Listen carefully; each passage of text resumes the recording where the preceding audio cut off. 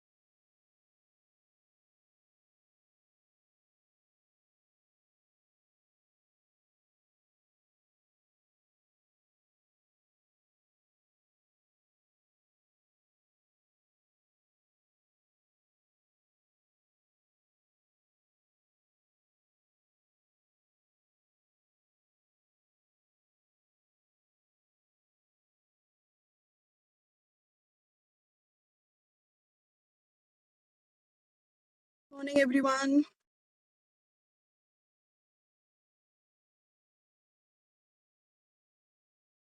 Prem, am I audible? Yes, Nusrat, you're audible. Okay. Manish ji, are you there?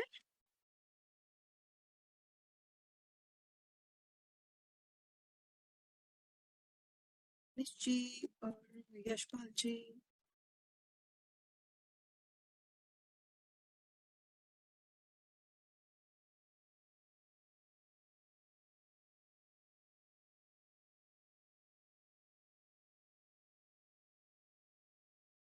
If anyone can confirm us that all the participants has joined us and we can start.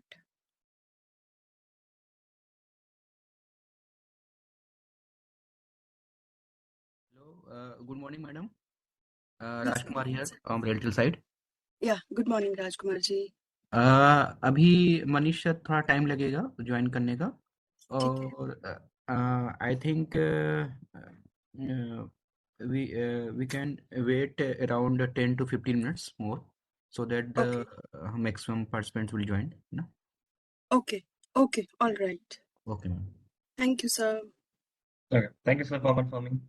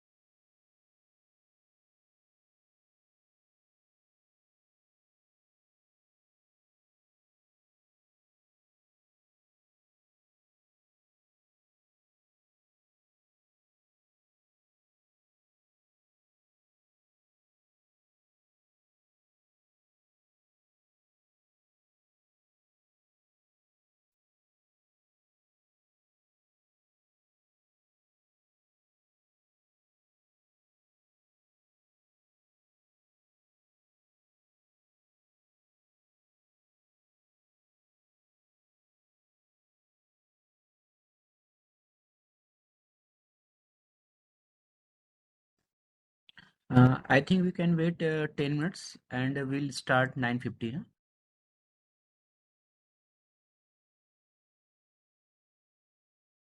Sure, Rajkumarji.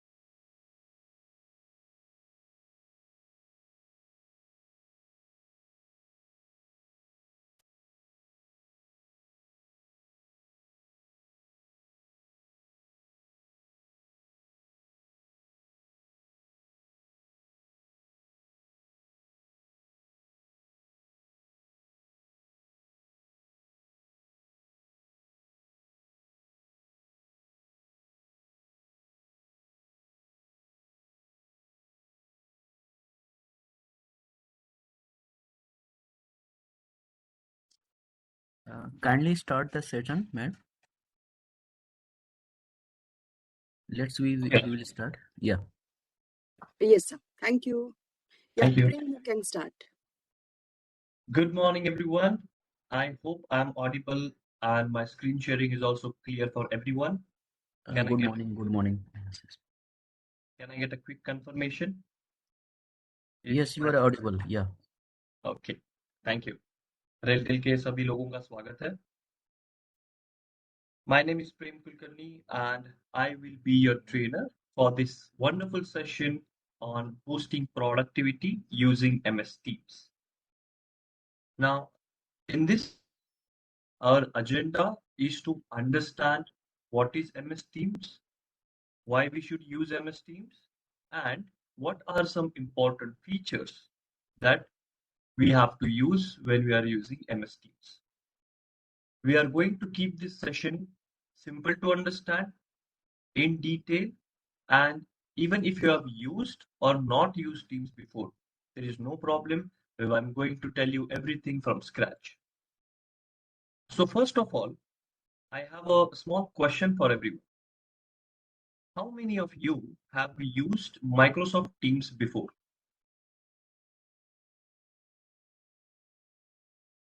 आप chat में reply कर सकते हैं. Okay. Yes, we use. I can see many replies here saying yes. And some of you also are saying that I have not used it. Okay. Now, some of the important things, if you have any questions, अगर आपका कोई भी questions है, doubt है, you can put that into the chat at any point of the time. We have Gurjot ji with us, who is the chat moderator for today, and she will help us in solving those questions. At any point of the time, if you feel that I have to repeat something, कोई specific point clear नहीं है, तो आप chat में लिख दीजिए. We will take that point again. Right. Thank you so much for your replies. Now, next question is, how many of you have not registered for the LMS portal, the Cloud That Test Prep portal? If we have people who have not yet registered for the LMS, I will quickly allow you to go ahead and registered and claim badges for today. Okay. So I will also request Gurjot to paste the LMS link here, the test prep link.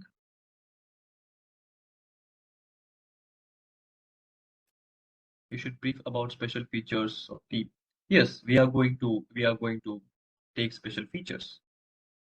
So let me simply share you some important steps for LMS so that if we have some people who have not yet registered, they register quickly. Right? Here, what I'm going to do is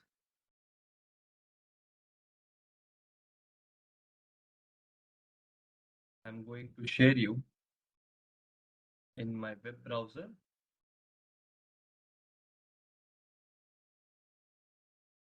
Give me a moment. So this is the file which will be shared to you. Right, this is the file which will be shared to you, or in that file, what you have to do, there are simple steps. Now, LMS portal is the test prep portal where you can get all the course material and important things about the course for today's session. Right? यहाँ पे simple steps आपको करना है. Step 1, you have to visit this link. This link will be already there in the chat, I guess. Let me just quickly check it. Now, if you just open that link, you will get a registration window. Keep in mind, जिन्होंने register नहीं किया है, ये steps उन्हीं के लिए है. Now, here, what you have to do is you have to create a new account. If you have not registered yet, open this link and create a new account. Keep in mind, आप यहाँ पे Reltel का username, email ID use कर सकते हो, और जो use कर रहे हो, keep that password noted, so आपको बाद में login करने में easy हो जाए. Once you registered yourself, once you fill all the details, Then you have to complete the registration, and then again you have to okay again you have to go ahead and use this link so that you get all the details. Now, as I can see here in the chat also, mm, registered, better you skip this. Okay, no problem. Again, everything I have just explained is already there in the chat. So if you have not registered, you can go ahead and register. As I can see, many people have already registered. So we are going to go ahead and we will start the session. Right. Just give me 1 minute. I will share my here.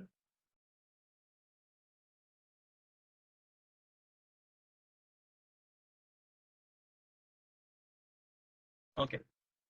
Now for today, our topic is Microsoft Teams.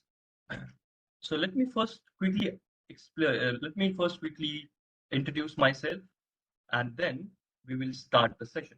Right. My name is Prem Kulkarni. I'm a subject matter expert in the cloud security department at CloudTag. I'm also a Microsoft certified trainer, MCT, and I do give different trainings on Microsoft security technologies, Microsoft M365 technologies. One of the application from M365 is Microsoft Teams. Now the agenda for today's session is this very simple agenda in which we will first start the introduction. We'll understand what is exactly Microsoft Teams, right? Then we will understand the things when you get started with Microsoft Teams for the first time, what you have to do, right? Then we will go ahead and explore some of the basic functionality, how to chat, how to start a meeting, all of that. I can see there are some chats. Can I get a confirmation if it is any better now? Okay, voice not clear. You just check. Okay, now I guess it is clear.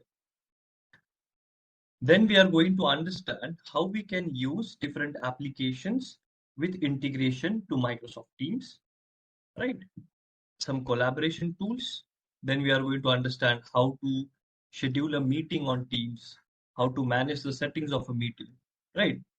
We will also understand some of the advanced features as per the time. And lastly, we will see some of the best practices and tips that we can keep in mind. Again, I'm repeating that the session is going to be very beginner friendly. So if you have not used any time, it will be very simple for you to understand, right? Now, first of all, before explaining what is Microsoft Teams, I have to explain why we should use Microsoft Teams, right? So a quick question to everyone, what is the primary platform or what is the primary tool you use to have a message with your colleague? For example, आपको किसी को work related message करना है आपके colleague को. So what is the quick format you use? As I can see in the chat, that most of the people are saying WhatsApp, right? Common scenario that we use WhatsApp. Now, WhatsApp is not designed for office communication. Why we are going to understand Teams today? Because we have to shift all our communication and collaboration over Microsoft Teams. So there are some major problems in our day-to-day communication. And first I will tell you how we can solve those problems. Again, this is not going to be a PPT based session. I'll just explain a couple of things over PPT and then we will move to live demo. And पूरा session जो हम करेंगे वो live demo के साथ करेंगे. Now the problem is, बहुत बार आपके साथ ये problem हुई होगी that in WhatsApp our messages are scattered and unorganized. अब problem ये होता है कि बहुत बार we sent a message to someone in WhatsApp and after let's say couple of weeks or 10-15 days we don't quickly find that message and we have to spend a lot of time of finding that message कि हमने वो किसको भेजा था, कब भेजा था, right? Important messages, we can not have a track of that messages. Every message is getting scattered. Sometimes what happens, imagine a scenario that कोई एक आपकी मीटिंग है या फिर आपका एक इवेंट है, उसके लिए हम क्या करते हैं, क्विकली एक ग्रुप बनाते हैं व्हाट्सएप का. Now sometimes we forget to add somebody in that group, और उनके पास वो कम्युनिकेशन नहीं जाता. बहुत बार ऐसा भी होता है that you change your mobile phone and then your WhatsApp data is gone, right? So अभी आपके पास पुराने कोई भी मैसेजेस नहीं है.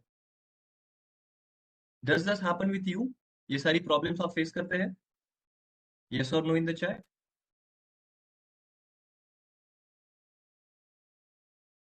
बहुत बार ऐसा भी होता है that there are some issues in mobile phone, like there is no storage, so WhatsApp is having problem, right? Or WhatsApp is down. Now this is not this is not a good way of managing your messages, because WhatsApp is casual communication platform. So MS Teams will solve this problem. We'll keep our messages very organized so that अगर मुझे 6 महीने पहले का भी message देखना है, मुझे group wise messages देखने हैं, तो वो सारा जो मैसेजेस का पार्ट है वो हम ऑर्गेनाइज कर सकते हैं. Now same goes with files. बहुत बार ऐसा होता है that we share files with somebody. Let's say हम कोई माइक्रोसॉफ्ट डॉक्यूमेंट शेयर करते हैं, we share some Word, Excel, PPT with someone over WhatsApp, right? Now sometimes they face problem in opening that file, they won't support the file, right? Or we lose the track of files. Again, same like messages, we have to go again and again each and every chat and find out कि वो file कहाँ पे है, वो file data में है क्या आपके फोन के. All of that, these are common problems that we face in communication. This is also something that we are going to solve using Microsoft Teams. Again, some of one of the main issue is trouble in connecting with anyone across organization. Now, as you say that you use WhatsApp, which is your go-to solution, in order to send anyone a WhatsApp message, what you need, their number. Now tell me, do you have phone number of everyone in the company? Yes or no?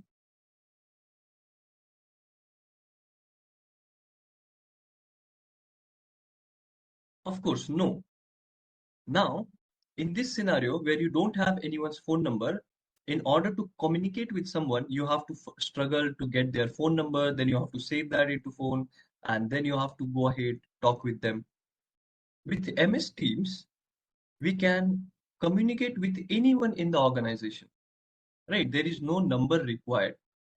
So you can search anyone, let it be in any department, and then you can simply message them.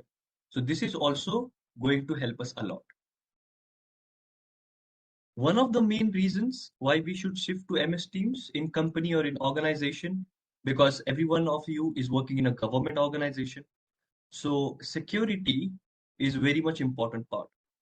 Now, WhatsApp is also secure, but for work-related data, for our confidential important data, it is not.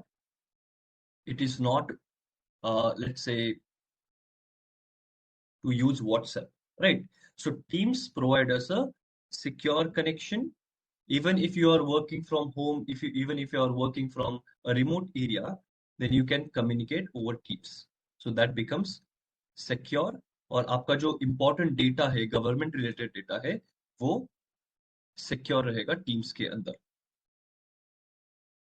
Now, how Teams works? Basically, it works using your Microsoft ID. Microsoft ID, और जिसे हम Outlook use करते हैं, Outlook ID. On the same ID, you will use Microsoft Teams. I will explain you how to use that, what are the ways to use. One of the important see, one of the important features of Microsoft Teams is company-wide announcements. So बहुत बड़ी problem ये है कि For different things, we use different platforms. Let's say जैसे आपने कहा for chats you use WhatsApp. For meetings we are having WebEx. तो यहाँ पे दो अलग-अलग प्लेटफॉर्म हो गए, right? For file sharing you might be using something else. For announcements you might be using emails to give announcements. So हमको बहुत सारे अलग-अलग प्लेटफॉर्म्स यूज करने पड़ते हैं and that can be a struggle sometimes. Using MS Teams will solve this issue. It will provide you single platform for everything, right? So if you have to make company-wide announcements, team-wide announcements, we can do that easily. Now, these are some reasons, these are some important reasons because of which we should shift to Microsoft Teams on daily basis. Are we clear with this one? Everyone understood? And do you find this important? Are these issues relevant for you? I can see in the chat that everyone is saying yes. Wonderful, wonderful. Thank you so much for your excellent response here. Now, I will explain you what is exactly Microsoft Teams and then we will shift to the demonstration. Microsoft Teams, if I tell you the, let's say definition, simply it is a collaboration platform from Microsoft. Now, what do I mean by collaboration platform? To keep it very simple, it is a platform, right? How it becomes official communication? Yes, because we are using Microsoft 365, because we are using Microsoft Word, Excel, PowerPoint, all of these files, and Teams is an application created to provide collaboration with respect to other applications. So whatever we have, let's say we have an important file that is inside Microsoft environment. We have an Excel file, Word file, PPT, everything is in Microsoft environment. We have an Outlook message, email that is also in Microsoft environment. So our chats and meetings should be also in the same environment so that we keep all our data in the same environment. Now, Microsoft Teams is an application. In this screenshot, you can see this is a view of Microsoft Teams. This is how it looks. Now, in that, we have multiple features. What are the main features? You can have a chat on Microsoft Teams. So, for which reasons you were using WhatsApp, now that can be done inside Microsoft Teams. Now, it can be one-to-one chat, personal chat. Let's say I have to send a private message to someone, one-to-one like WhatsApp. I can do that. I have to send a group message. I have to create a group, right? Like WhatsApp. I can do that. So one-to-one is also possible and group is also possible. Collaboration means you can share a lot of files. Now, any kind of file, you can share it and then you can simply search for a file. Now here, all your files are securely stored. So you don't have to worry about finding a file. In WhatsApp, as I said, it can get deleted from your mobile phone. Then it becomes difficult. You have to ask the other person, send it again. Same thing will not happen in Microsoft Teams. Another important feature is you can use the different application. For example, you are somebody who is using Word a lot or Excel a lot. Now you can use Word or Excel inside Microsoft Teams. So you don't have to leave Microsoft Teams anywhere, right? You don't have to jump between different applications. Being in Teams, you can use the other application. So it provides a good platform. That's the one of the important feature.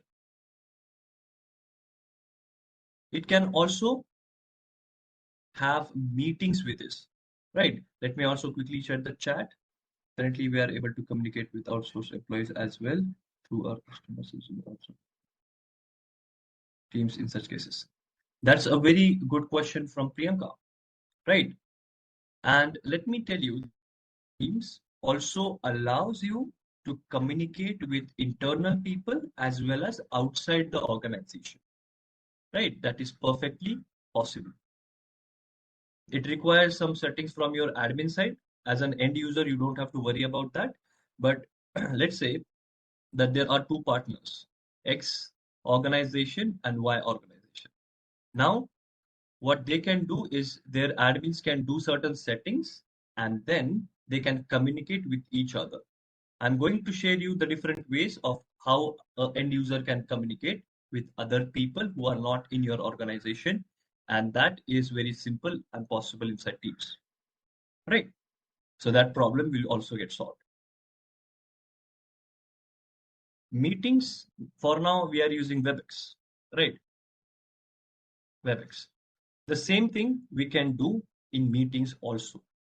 So again, just one more platform. There are many functions and features at one single place. Now in Teams, you can do a meeting with 5 people. You can do one-to-one. You can also do it with 500 people. You can also do it with 1,000 people. No problem. You can also do more than that. So it is also a simple to use and effective meeting platform. You can also make calls from it. This is a bit advanced feature. So if there is any call center functionality, you can also use Teams for that. All of these features in very secure and compliant in nature. So you're not going to break the confidentiality of your files, of your messages, and everything comes at same place. These are all the features which combines and create our Microsoft Teams. And that we are going to explore in this session. Now, let me tell you the best part, right? Let me tell you the best part. Most of the times we use the unofficial channels like WhatsApp and other messages platform because the reason is we have to use from our phone, right? We have to use them from our mobile phone. Let me tell you very clearly that Microsoft Teams is available on your desktop or your computer, your laptop, right? As an application. It is also available on your mobile phone. You can see here. So as you use it in your laptop in similar way, in very simple way, you can use the mobile application. If you have Android, if you have Apple, and also you can use it in the browser, right? So if you are using some another laptop for some time, you can just log in like how we use Facebook. We just log in browser and then we use and then we log out. In similar manner also, we can use Teams over browser, right? These three ways are clear. What are the three ways you can use? You can use it as a desktop application like Word, Excel, PowerPoint. You can use it inside your mobile phone also, and you can use it in the browser also. Everyone clear with the three ways of accessing Microsoft Teams?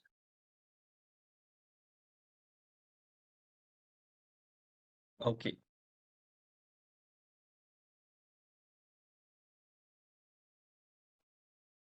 Check the chat also quickly.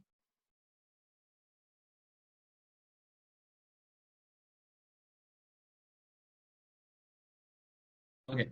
Is there any facility my chat with some official to share in file mode with some other official if needed? Uh, actually, you can you can just create a way to export that chat in a mail type of thing. We will come to that. We'll come back to that feature. But yes, there are many features which we are going to explore. If we are clear so far and if everything is going good, let me go ahead and explain you how we can go ahead and use this Microsoft Teams. Right. So let me reshare the screen. And by the time, I will also let you know that in the test frame portal, what I have done is I have created a simple guide. So if you have not used Teams before, there is a simple guide for you. Let me show you by sharing my screen.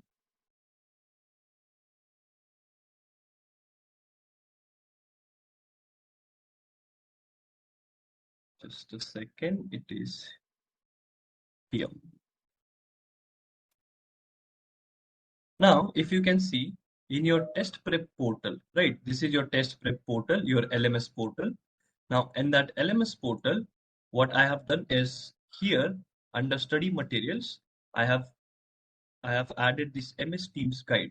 So a request to everyone, you can download this and you can hands-on all the features. You can practice everything with me in the session if you want. Right. So if you want to practice together with me, you can practice here within the session. Hope everyone understood what to do. You have to go to the LMS and then from here, from study materials, you can go to this MS Teams guide, right? And you just have to download this particular document. Now, this document is having simple steps for different features. For example, how to create teams and channels, right? What is the difference? What are the different options here? What are the different options in chat? And I have kept it very simple to understand. Simple steps, click here, click there. I will also share the link with you so that if you are finding it difficult to join in here, let me just share this link. Right. What I'm going to do is, let me simply share this link.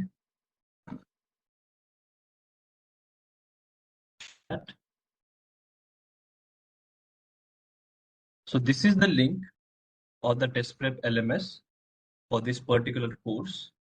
I will also once again share the course code, and we have to make sure that everyone is able to get this particular MS Teams guide.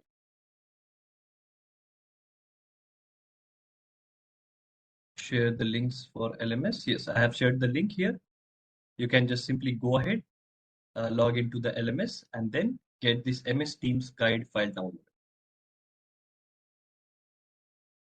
I hope everyone can download the file, and also give me a quick confirmation once you have downloaded the file.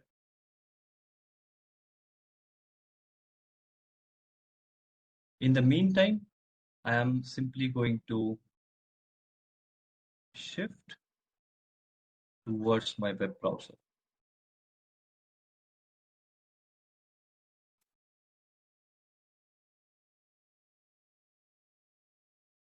After enrolling, what we need to do, you just have to go to the study material folder, and in the study material folder, you can get, right?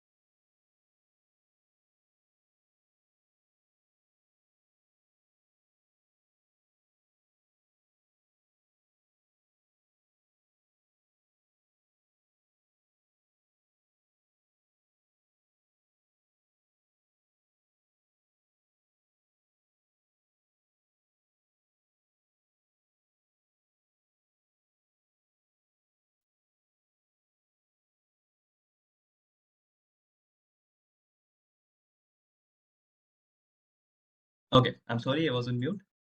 Actually, I was saying that if you are struggling with enrolling and finding the file, no problem. Gurjoji will help here in the chat, and she will help you in getting the file. Now, once I simply go to the Office portal, what I need to do, I have to go to the apps, right here, apps, and from apps, I can simply spot Microsoft Teams. So this is my Microsoft Teams. Keep in mind, this is the icon for Microsoft Teams. Simply open that. Now, what I'm showing here is the browser version of it. This is the browser version.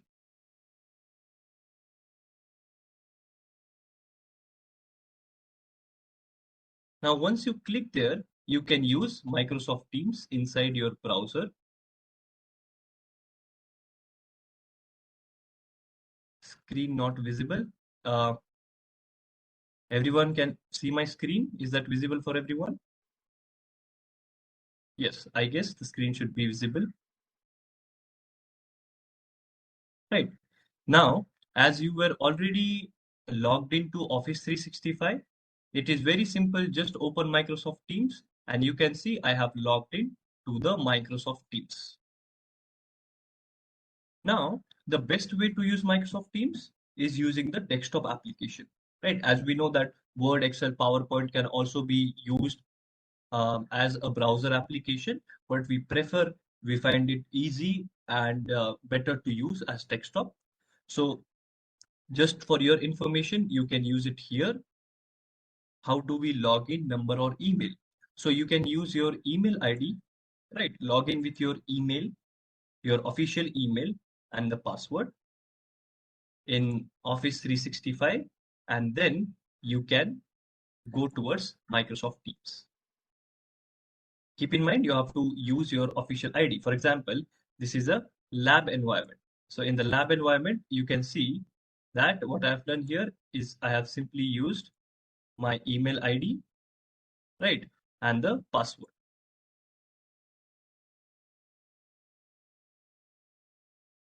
Okay. This becomes one way of using Microsoft Teams. Now, another and preferred way of using Microsoft Teams is nothing but using the desktop application, right? Desktop application. How to get the desktop application? For many of you, it might be already there. Can I get a quick confirmation if everyone has the desktop application already available? Yes or no?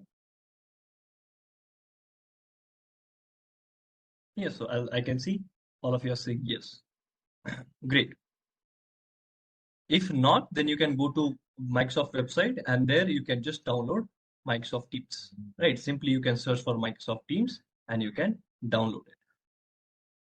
Now, once you download the desktop application, right? What is the enrollment key? Okay. Let me just once again share you the enrollment key because I don't want anyone to struggle with finding the documents here.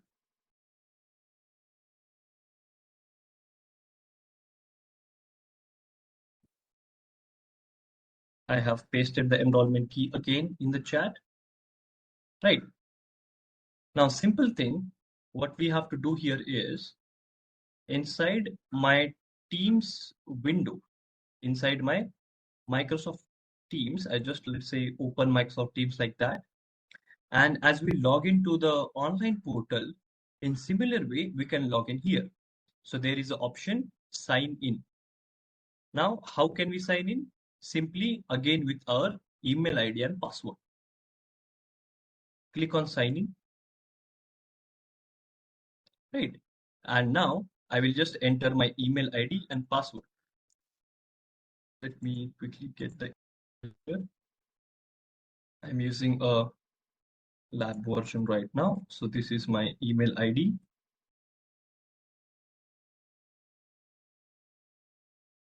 Right. Email ID. Just go next. I will also enter the password. Now I'm starting it with very initial and very beginner steps. By logging, I'm trying to explain so that nobody gets any problem in using Microsoft Teams. Simply, I'm going to write the password here and then I will press sign in. Now here it says, do you want to sign in? Just go ahead and sign in. It will take, let's say, just, and it will sign you in inside Microsoft Teams.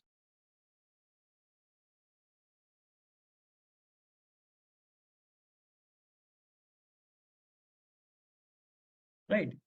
Simple steps, use your email ID password, continue.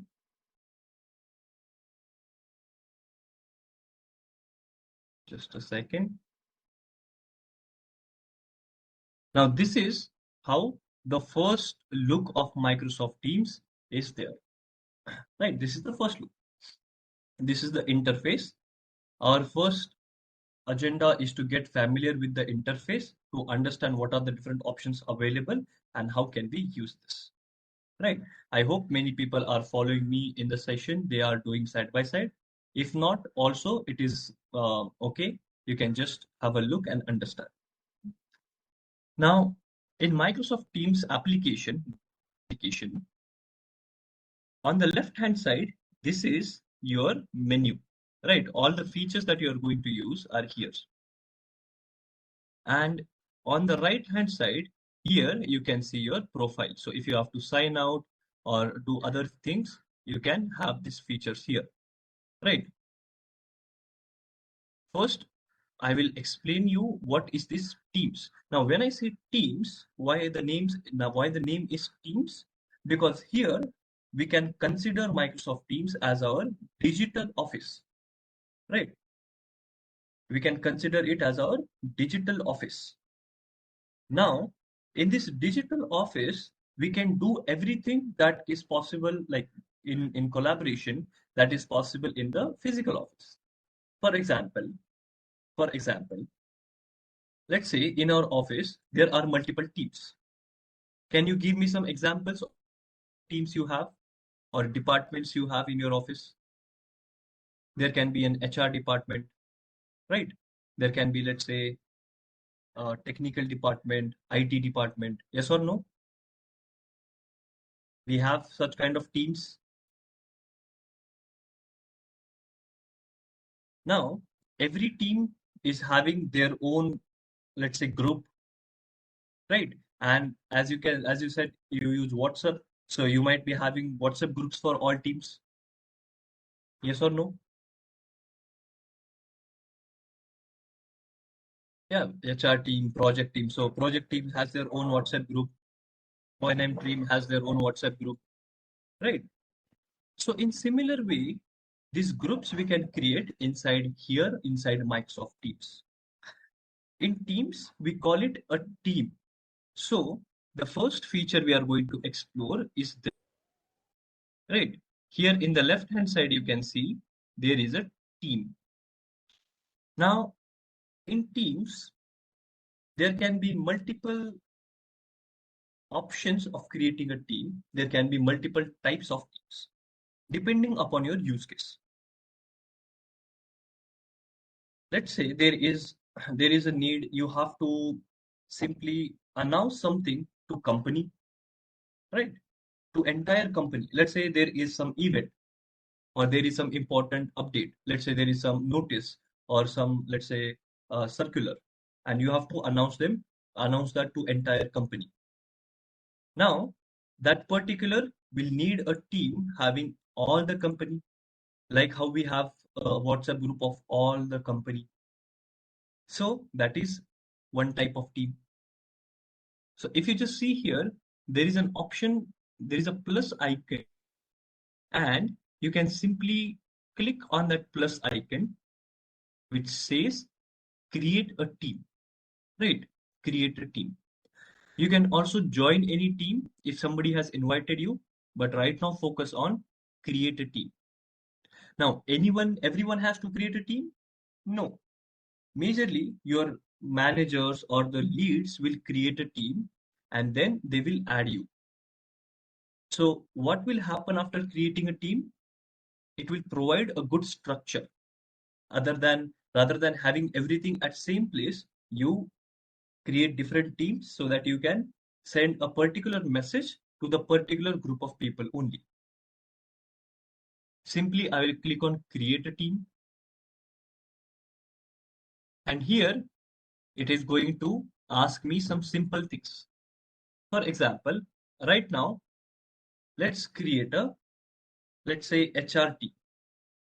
Now, this is a team for all the HR related people.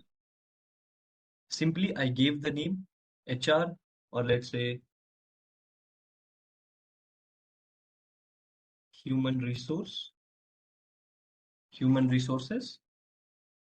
You can also add a quick description, all the HR people, all the HR employees. I will write a team for all the HR employees. Now, interestingly, you can see here there is a team type, right? Team type. And if I click on the team type, you can see there are three types of team. Let's understand one by one, right? First one is a private team. Now, can you guess what is a private team? Why should we use a private team sometimes? Just make a guess in the chat. What do you think? What is private team?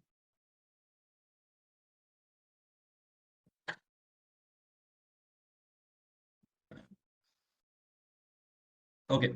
Now, let me tell you that all of these teams we are talking are internal within the organization, right? Everything is within the organization, right?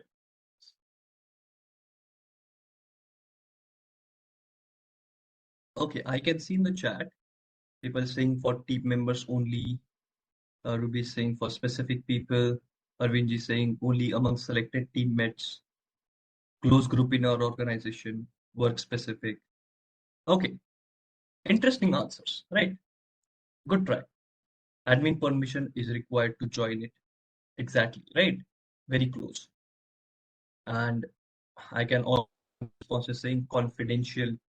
That's also correct. Now here we have to understand that a team can be of three types. In some cases, we need a team which is general. For example, let's say announcement, right? Let's say announcements. Now, announcement is a very general team. Every message in that team is a general message for everyone. So we want to consider it as a open group, right? We want to consider it as a publicly open. So anyone can search and join it. As you join a group, in similar way, you can simply join that particular team by searching it. Same like broadcasting? Yes, exactly. Like a broadcasting group, we have a open team. Now, by the name, you can understand the team here is a open team. Anyone can simply search for it and join for it. Private team is where you manually add people, like how you create a WhatsApp group and then the admin adds other people. In similar way, here we have private. So now let's say we have a announcements team that will be public. In our case, we are creating a HR team. So HR team should be only for HR person. If by mistake send any message in the group, then option to delete for everyone. Yes, that is possible. We are going to also see that. You can delete the sent messages, you can edit them. That is possible. Now here, you can also have the features like in some WhatsApp groups, how we do admin only messages. In similar way, we can do here in Teams also. That's also possible. Now let's understand the difference, very simple difference between private team and public team. Public team is an open team, anyone can search and join. Private team is a team where you have to specifically add people. For example, let's say that we have to create HR team. So HR team will be a private team only for HR people. There is a, let's say, executives team. Now, executive team will be again a private team, only official. Higher management team will be a private team. Now, I will ask you about one example, and you have to tell me in the chat that it will be a private team or public team, right? Let's say there is a team for updates and birthday announcements, important event updates.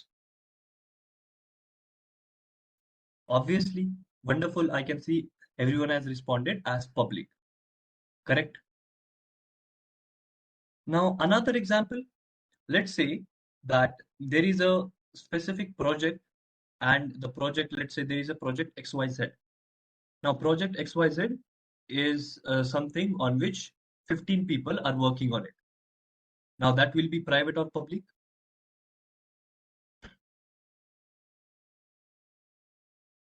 Okay, any time limit to delete message in group? No, there is no time limit. That's also an advantage. And I can see all of you have quickly responded as private. That's wonderful. So now you have simply understood the difference between private and public. The third team, organization-wide, which is again to understand. Organization-wide teams means any team that will automatically be available for everyone in the organization. For everyone in the organization. So when you create an organization-wide team, it will be visible for everyone. Right. Let me check the chat. I am having only two options, private and public only. Yes, many times you can see only two options because from the admin side, they can restrict you for creating organization-wide team because there is a limit. You can create up to 5 teams which are organization-wide because there are some only, let's say, specific requirements to provide at a organization level. Right, the rest of other teams will be private or public. But at organization wide, you might create, let's say, an announcement. Right. Now, it is not one-way communication. It can be both way. People can also respond in that. Let's say you want to take some polls, some voting opinion. So that can be organization-wide team, and you can create up to 5 teams like that. Let's go ahead and first create a private team. Right. I hope the difference between private, public, and organization-wide is clear to everyone. Is this clear? When to use which kind of team?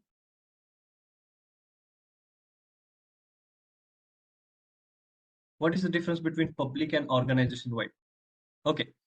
Public and organization-wide. Public means you create a team and then anyone can search for the team. There is no permission required to join the. What is the simple difference? Public team you create and then you can ask someone to search for it and join it. Automatically, no one joins in public team.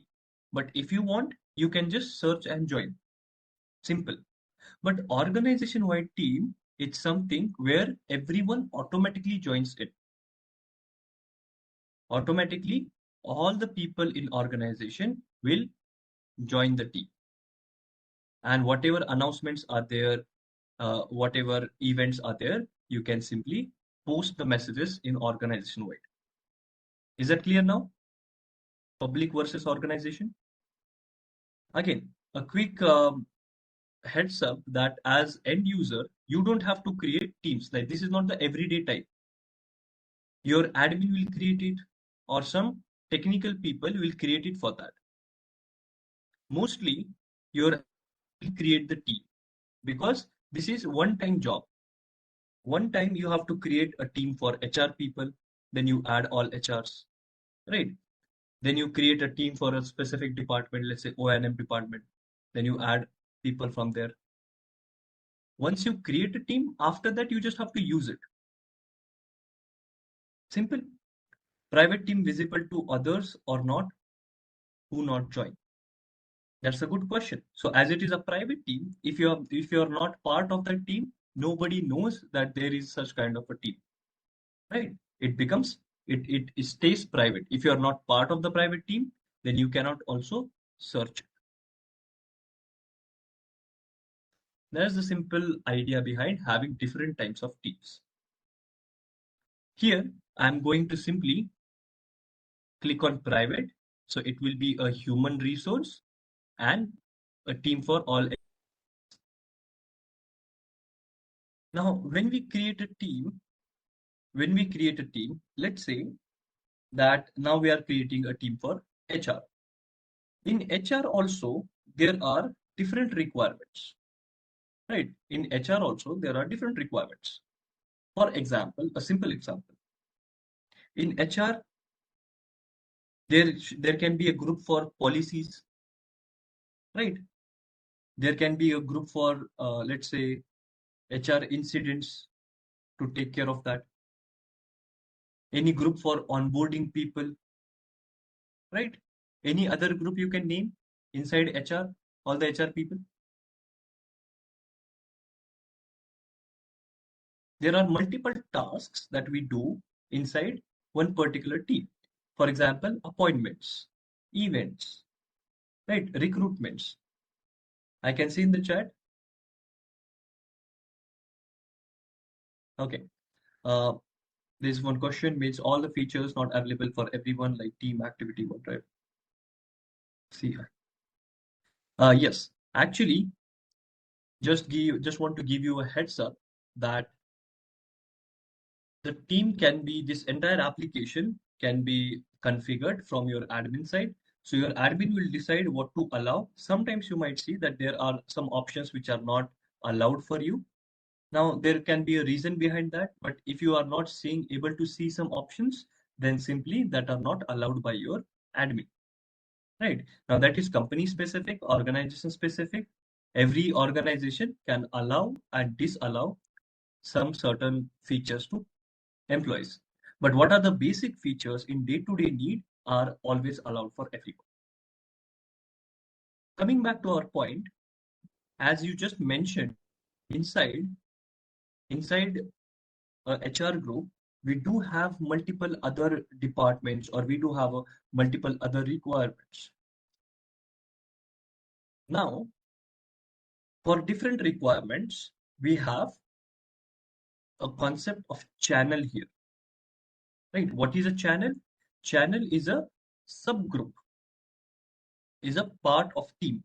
So one team can have multiple channels. Let's say I will create a first channel here saying, let's say, right, policies. And I will simply hit on create. Simple steps. I gave a name. I added a description. I selected the team's type. Again, what I'm repeating, that will not have to create a team. You have to use that, but just to understand the background, I'm explaining it. If in case you want to create your own team, simply I give a name as policies and I will simply create. Now it will not take much time. Within a minute, it has created my teams. All team members can see the chat of channel. Yes, exactly. Now I have created a team, right? I have created this team. But in this entire process, I have not added members here because it is a private team. I have to add members inside that team, right? Simple. Now, what we can do, let's understand this entire UI of the team, and then we can add. Now, what you are seeing here is the team. Every team will have certain channels. For example, Contoso is a organization wide. So it's a team for entire organization. Contoso is a name of organization. HR resources, human resources is a private team. You can see here, human resources private. So this is the team I have created. Inside that, I have created a channel. So now all the discussion, right? Channel is the place where you discuss, where you have the conversations. Now here in HR team, what I can do is I can simply create multiple channels. What I have to do, go to more options, and here you can see add a channel, right? Add a channel. Simply click on add a channel, give a name, let's say events. Now this is specifically for HR events. There are also types of channels. So inside a team, let's say a team is public, right? A team is public, but inside a public team, there is again a group of people who want to do some private communication. Let's say that the HR heads, HR managers have their own private subgroup. So you can create a channel which can again have a private access to it. Simple. A channel can also be of three types. Standard channel, so everyone in the team gets access to the channel. Shared channel means shared channel is simply the idea where you can add outside people. That's why it is called as shared channel. Shared between company and other company. That is the idea behind outside people. And you can create a private channel. So if I create a private channel, then everyone in that particular team will not have access to this channel. It is private to again some specific members. So now you can understand how we can keep the entire privacy inside Microsoft Teams, which is necessary for official communication. Just to give you a simple idea, let's say inside HR, there are some files and messages for everyone, right? So the everyone will have access. I can create a standard channel for that, right? I can create a standard channel for that so that everyone gets access.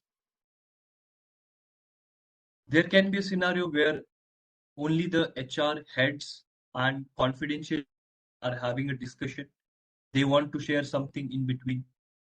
So for that, I can create a private channel. Again, simple process.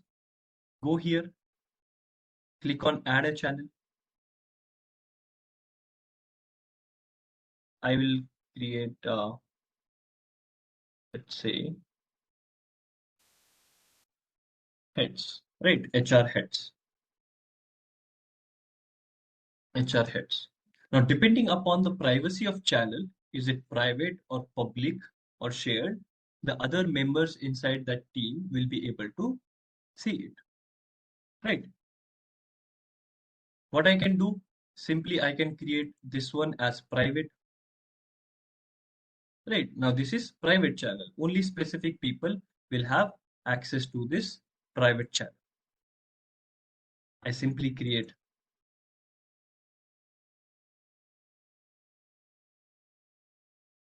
Now, I can add. Now, here if you see, there is a specific or there is a separate option to add members to only HR heads channel, right? Only HR heads. These people are the specific people who will get access to this HR heads. We'll add members afterwards. Understood? One type of channel is a standard channel. One type of channel is a private channel. Let's create one more. Simply I can create, add a channel, and here I will say external. Now in this channel, I want some other people, external members. There is a let's say committee or some other partners, right? So for that, I can create a shared channel. Now I will simply create this.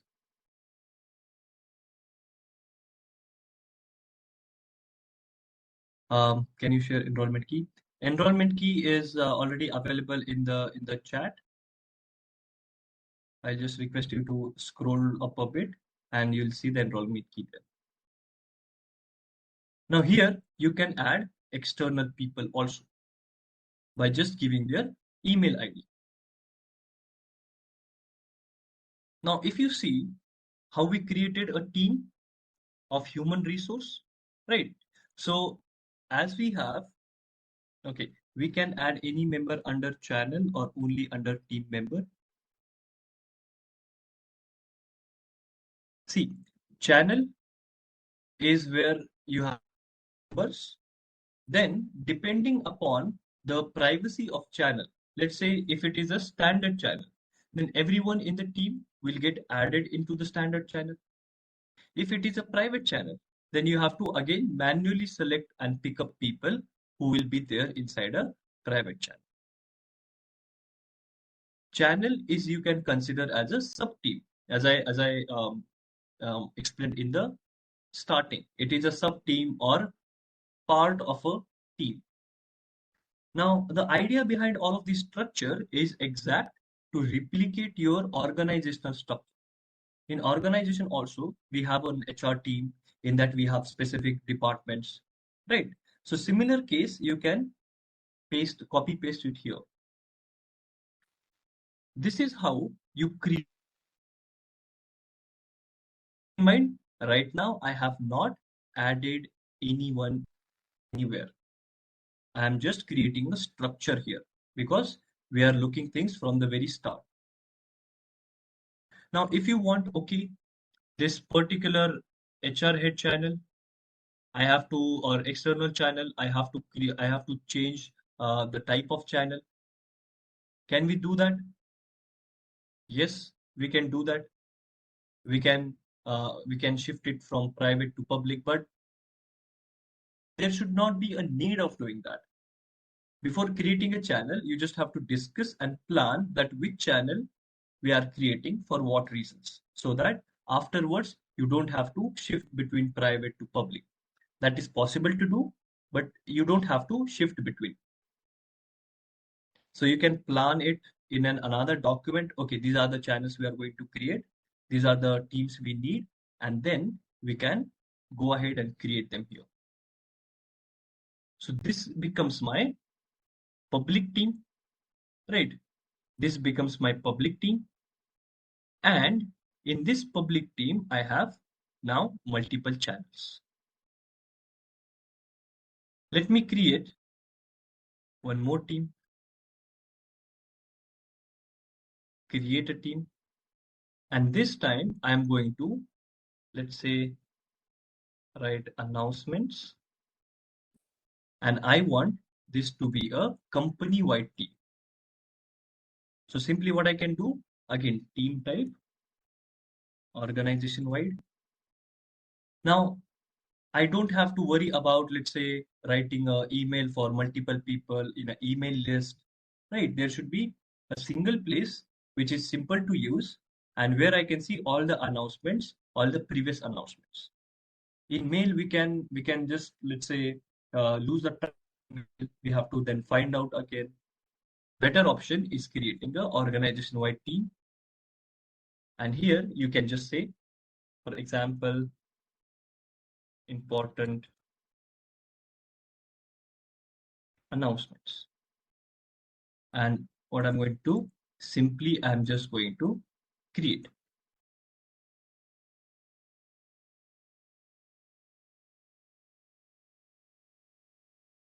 Right. Now here, I have created a organization-wide team. There is a channel, important announcements.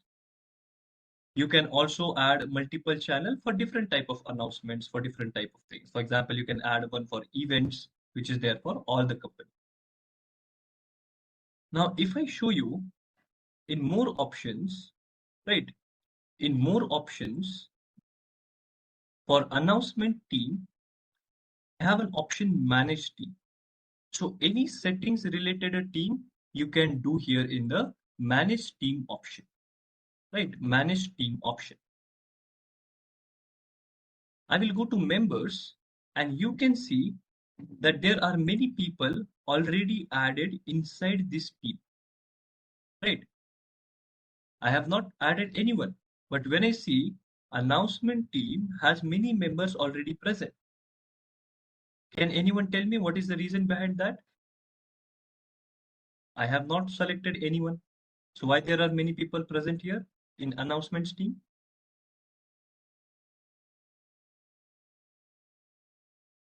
Exactly, as Tapanji is saying, right? Ritesh, Nehaji, many people are saying this is an organization-wide team. Now, in this way, you can understand you have to simply create a team and then who present inside organization will get added. Now, some members, and you can also add external people as guests. That is a bit advanced part. We will jump back on that, right? We have Microsoft ID in the organization may available. Yes. Who all are having the Microsoft ID and who all are using M365 accounts, all of them will get added inside this team. Now, as you have in WhatsApp, let's say there are some admins and there are some members. In similar way, in every type of team, you have some owners and you have members. And you can also add somebody as member. You can also add somebody as owner. That is a further discussion. First, we'll understand the structure itself, right? So this is how I'm going to structure my teams. Now, in similar way, if I try to see my human resource team, and when I go to manage team, again, I will go to members. And here you can see that there are no people, only this is my account, administrator, this is my account. Only I am here. Now, what is the reason behind this? Because this is not an organizational team. Someone is saying just like WhatsApp admin are available like owner. Yes, in similar way. How we can have a WhatsApp admin, here we can have a owner. Now, because this is not an organization-wide team, this was a private team, there is nobody added automatically. What I can do, simply, I can go here and add members. What I did, I went here in the more options. Now I can simply go to add member for adding people here. And I can just type name. For example, I can write, let's say Alex. Now there are some users which are present inside this environment, right? You can also add, let's say, Megan. Now, because we are having a private requirement, right? Private requirement. So we are selecting one by one. So we will only select people who are from HR department like that. Let me also add here, let's say Adel. Now these are all the demo members. Let me simply add Nestor. 3 people I have. Okay, let me just check the chat. Is it possible to add all employees in one go instead of adding one by one email? So it depends upon the requirement. If you have an organization team, everyone will get added. If in other type of team, let's say in standard team or if in private team, if you have to add multiple people, then there are some admin. It is possible, but it is possible from the admin side. So you might need to communicate with admin, and from the team's admin center, they will add up multiple people. Whatever we are going to discuss is from the end user perspective in day-to-day life, how we can use it, right? But it is possible to add bulk people with the help of an Excel file. Now, when I add people here, I can choose they are the owner or member, right? They are having higher privilege or member privilege. I want everyone as a member. So I simply say add. Now you have seen that I have added people here inside my human resource channel, and I can confirm that here 3 members, 1 owner. Simple, right? 3 members, 1 owner. Now let's say that I want to add somebody. I can simply go to add member. There is other way to add people. Simply go here and you can also get the link to the team. If you want to share, let's say you want to share this team with anyone. So you can just copy it and you can share the link, and from the link they can open the teams and they can request to join in here. When they request, the owner can go here in pending request because it is a private team, and from the pending request the owner can allow people to join it. What is the difference between member and guest? Again, that's a good question. Now, member and guest. Member is basically your people in the organization. Guest access you might need to give, for example, let's say people who are outside your organization, right? For all those people, you will give guest access. Now, what is the difference between member access, guest access, and owner access? You can give different options available for different kind of access. For example, let's say for owner, everything is available. For member, let's say some of the parts are available. For example, let's say a member will not be able to add other people. Now, all of these settings for a certain team, we can do, right? We can do multiple settings like that. You can decide, okay, I want that guest members will not be able to delete the message. Is that possible? Yes, you can set that settings for you. There are multiple settings, which is a bit management part, teams management or teams admin part. So there can be multiple settings which can be done from here, and multiple things are there which can be done from your Microsoft admin in your company, right? So there are a lot of possibilities. That's why we are using Teams here, because we can modify it according to us. If you want people to not have permission to delete messages, if you want that, okay, I don't want everyone to, let's say, send emojis. Yes. So such kind of different features we can set for members and guests. So guest will have the less privileges, less features than members, and members after that owners. This is the hierarchy. Owner will have highest privilege, then comes member, then comes guest. Now a guest might not be able to create channel here because that person is just a guest. They are there to just see the messages and just reply the messages. They don't have access to create a channel. Such kind of setting also we can do. Now here, if you have seen, all of these 3 people I have added inside my team. Now the external channel, again here, what I can do, I can go to more options.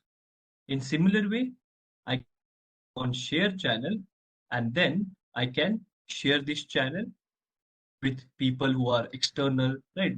I can just get a link and I can share it with external people so that I can get them added here. HR heads is our private channel. So if I see in the private channel, if I go to more options and if I go to, let's say, manage channel, there is no person here, no member. Outside of organization, any option to change guest to member? Yes, that is completely possible. When you are adding somebody who is external, you can choose to add them as a guest member, or also you can choose to add them as a member. That is possible. A question by Pranayji here. Now keep in mind, nobody here in the HR heads channel?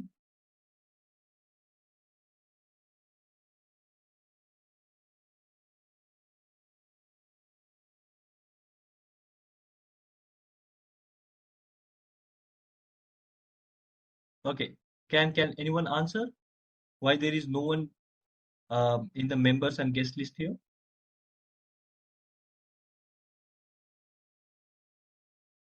Any guess? Because I added 3 people inside HR team, but there is no one inside here in the HR heads channel specifically.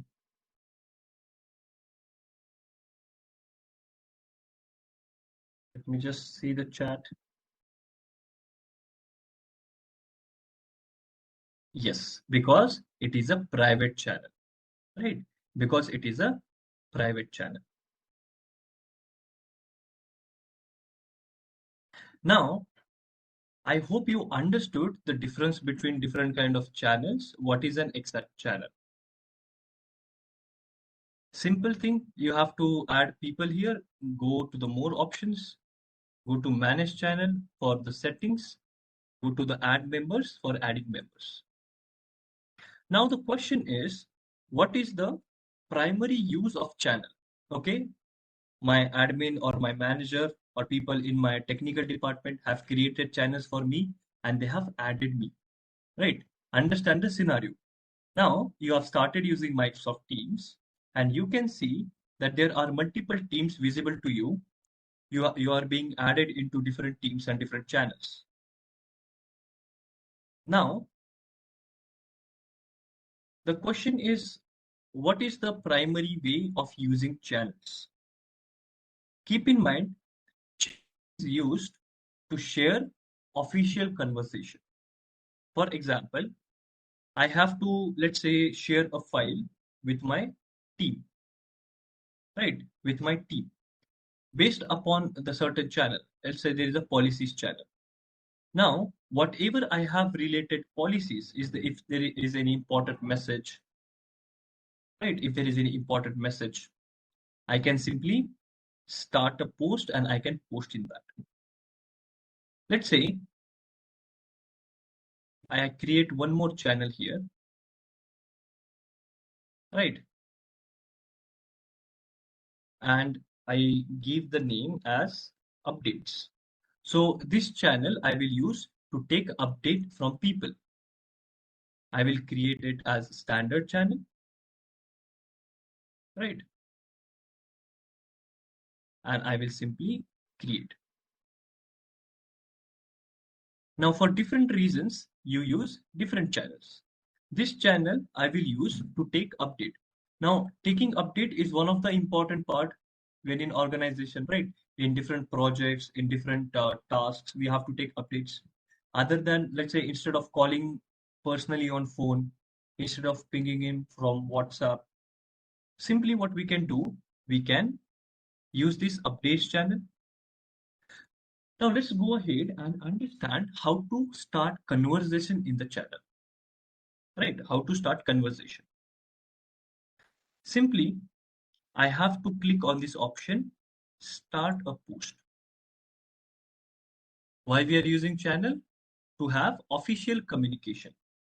Now, channel is not the place where you discuss everything, right?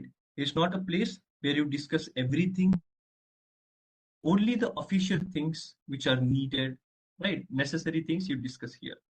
There is other chat functionality also to discuss the private things or the, let's say, other general things.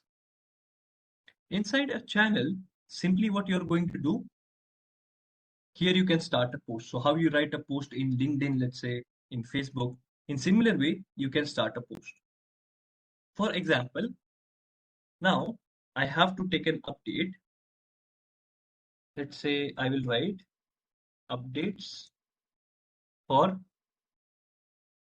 let's say, project X, right?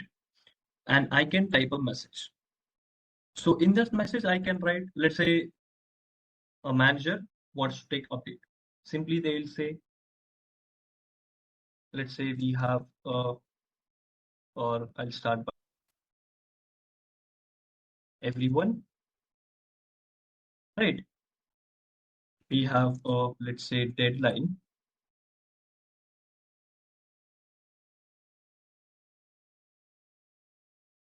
and we have a deadline of, let's say, Feb end,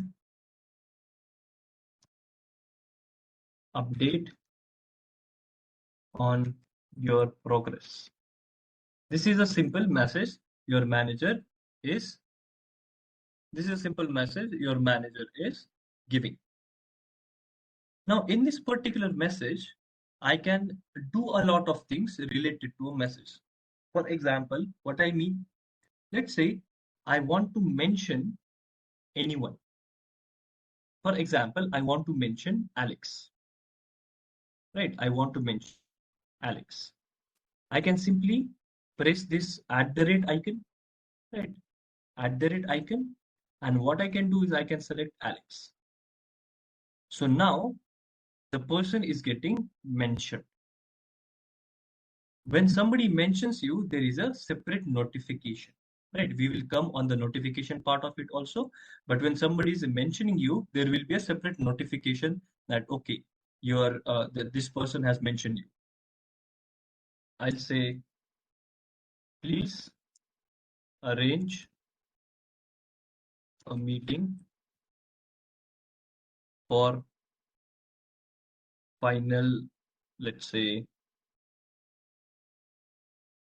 final updates.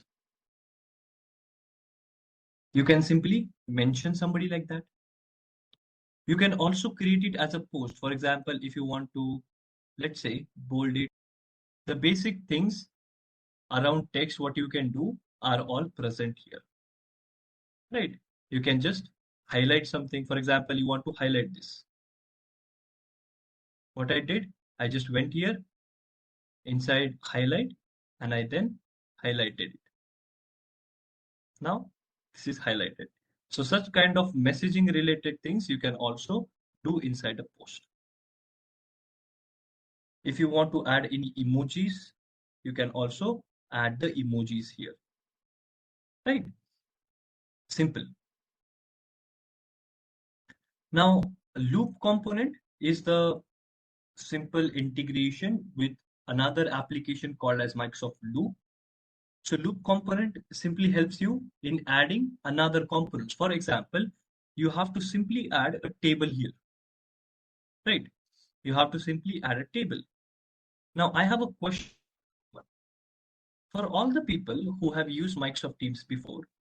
Tell me what to do if I have to add a quick table here. What will you do? In this post, I want to add a table.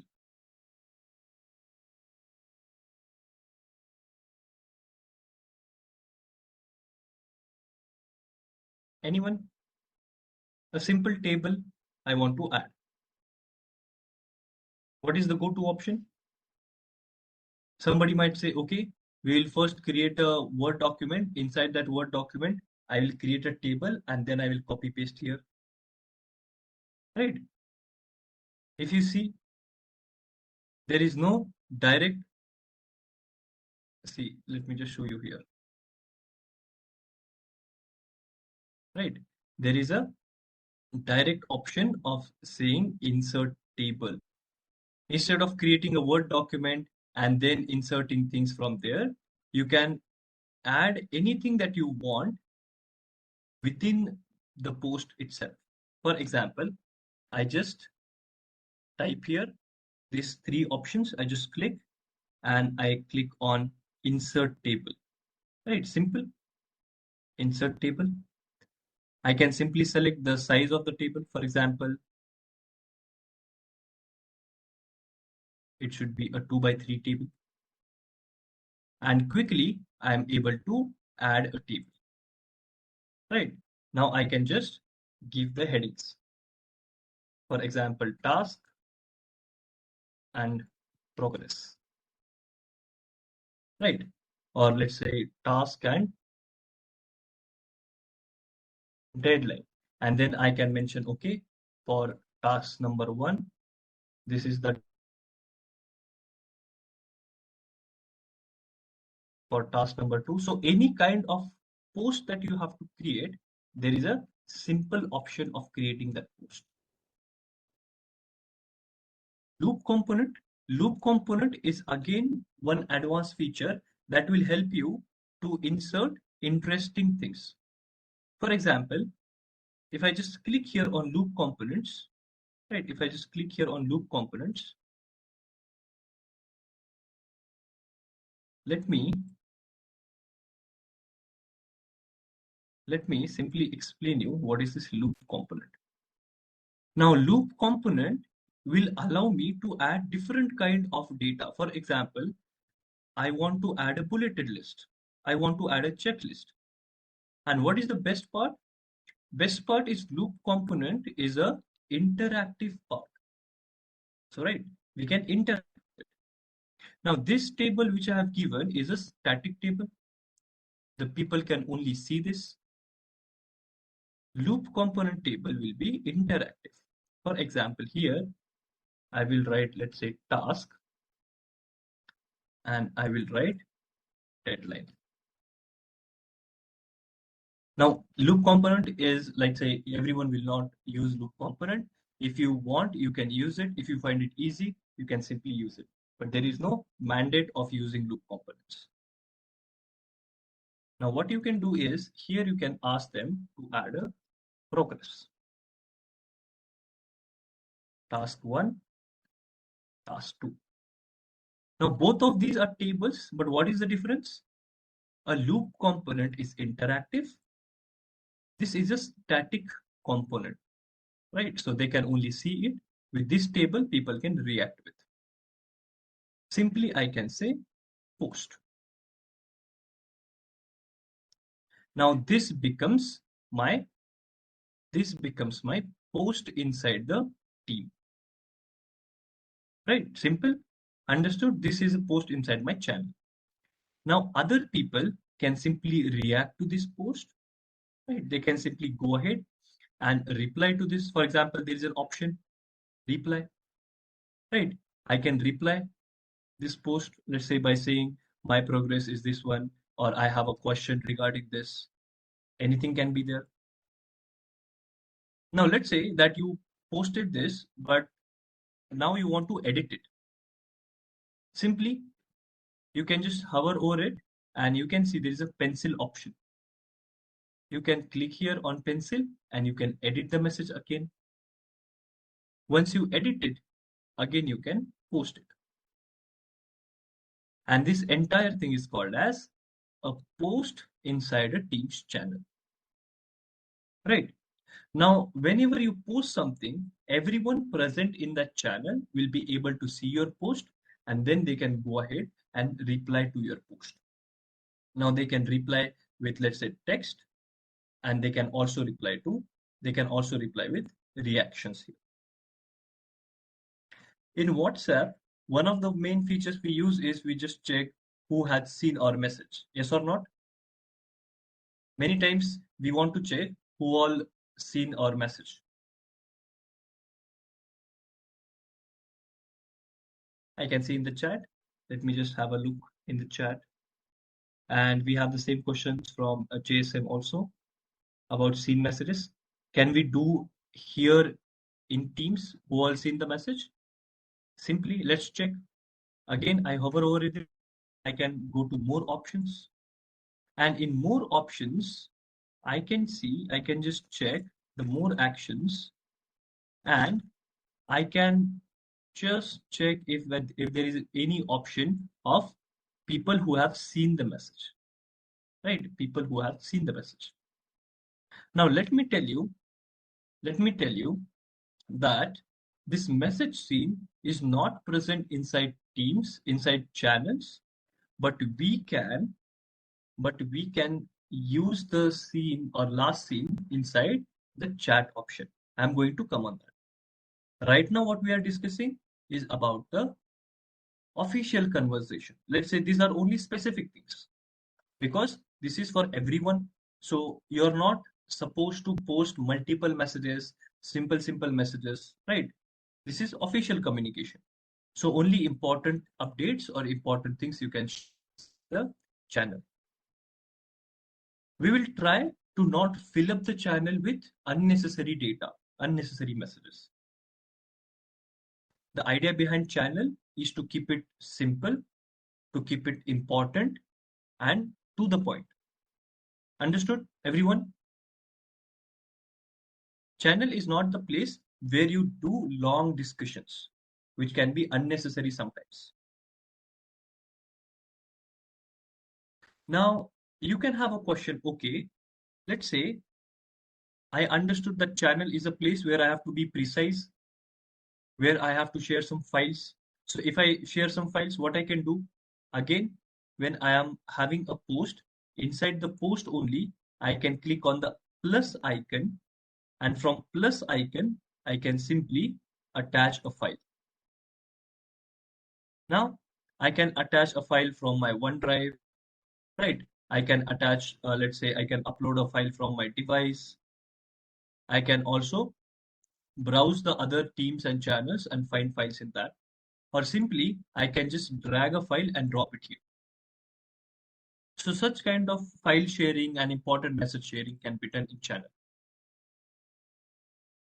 Now, the biggest question is, okay, where is the place where can I have quick messages or a bit informal messages, right?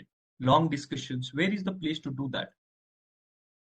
And this is one of the important parts of this session. So I request everyone's attention here. Now, inside Teams, right? Inside Teams, there is a functionality called as chat. And this chat functionality is something that will replace need of WhatsApp. Understood? I hope everyone is clear with the idea of Teams and channels. Can I get a quick yes or no?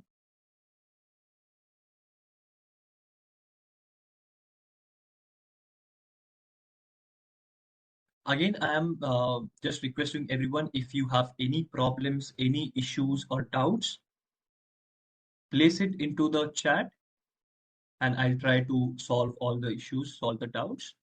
Uh, as we go ahead in this session, you'll also get clarity about multiple things. Now, thank you so much for your responses. As I told you, this chat feature, as the name suggests, chat. So you can simply have conversations, have chats here.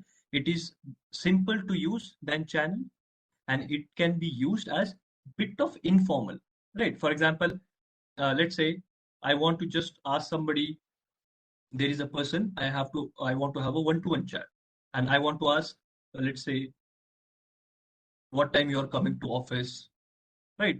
Or are you on leave? How is your health?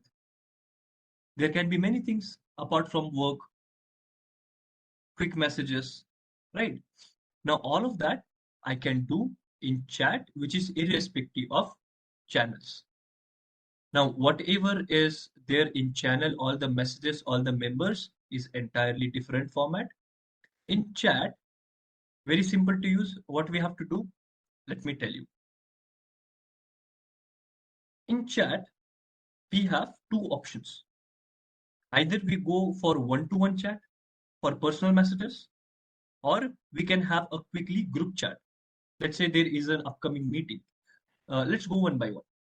First, I will explain one-to-one chat. So here in new chat option, you can simply click here, new chat, and you can just add a person. For example, I add Alex here. I added Alex. I will just select. Now, interesting point. The point I mentioned in the initial phase, here I don't need anyone's number, right? Here I don't need anyone's number. I don't need anyone contact. Whoever is present in my organization, I can just search for that person. In WhatsApp, if I have to have a personal chat, I have to get their number, I have to save the number. But in the chat in Teams, I have to just search their name, not even email ID. Just search their name. And when you search their name, if the name is correct, available, the person will show up here. Simply you can click it and then you can simply type a message, right? If let's say there are multiple people of same name, then it will show you the options. Now in that case, you can find out by their profile picture, or you can type the entire name. For example, there is Alex Wilbur, there is Alex Jones, and let's say there is Alex Thomas. Now you can just see the list of 3 people there, and then you can just go with that. So no problem if same name is given by multiple people. I am also going to explain the profile to you, how you can set the profile picture so that it's better for everyone to quickly identify you. That is also possible. Now, using chat is the most easy thing. Just type the message. Let's say, hi, how are you? Right? This is my one-to-one chat. Now, the feature which I used inside my channel messages, right? The features which I use inside my channel posts, similar messages similar features I can use here also. For example, I want to just quickly edit this message. Can I do that? Yes. Keep in mind, wherever you see the pencil icon, right? Wherever you see this pencil icon, that means you can edit. Now the other person will understand that this message is edited. This edited tag will be there, but you can simply edit it. Let's say I want to add, how are you doing today? Right? And you can just click on done. Now, simply you can have a conversation like that.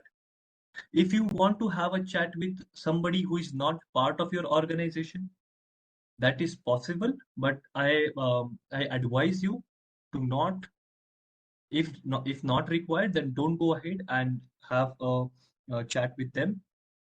Follow the confidentiality. Take your admin's approval, take your admin's opinion of which people you can chat with externally with other organization. So that part you have to be a bit concerned about, because when we are using Teams, now we are not only organizing our data, organizing our chats, we are also taking a care that our data is important, our files are important, and we don't have to share with it anyone out there, right? We have to keep it internal, we have to keep it secure. Now again, is it restricted within organization? See, it is created for the organization internal purpose, but I can also chat with some other person.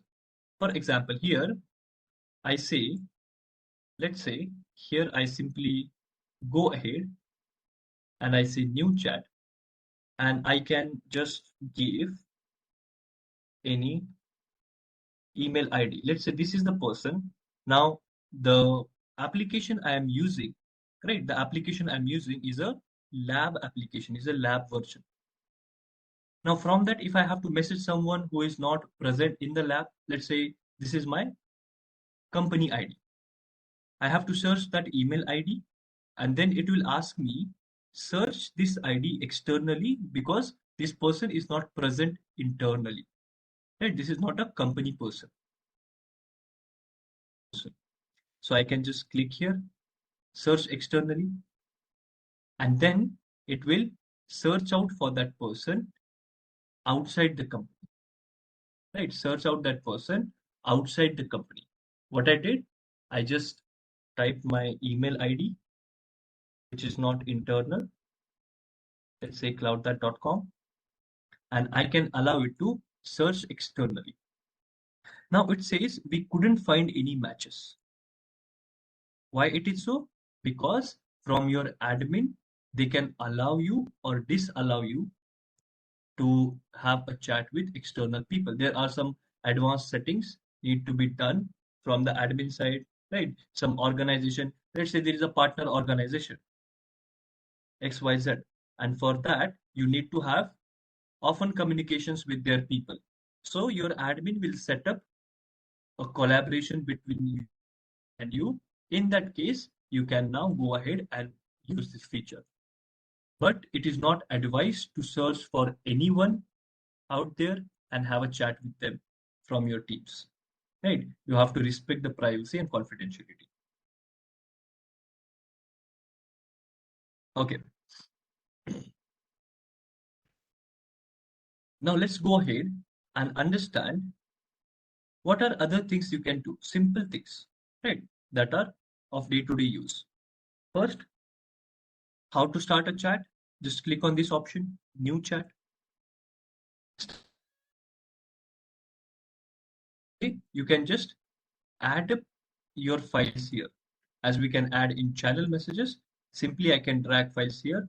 I can simply go to the plus icon, right? I can just go to the plus icon, and from the plus icon, I can just click on the attach file option, attach a file option. Now, here, what I can do is simply I can refer to this icon, right? In WhatsApp or in other messaging applications, you have an option to see if the other person have read your message or not. Read receipts. Can I just get a quick confirmation? How many of you find the read receipts useful?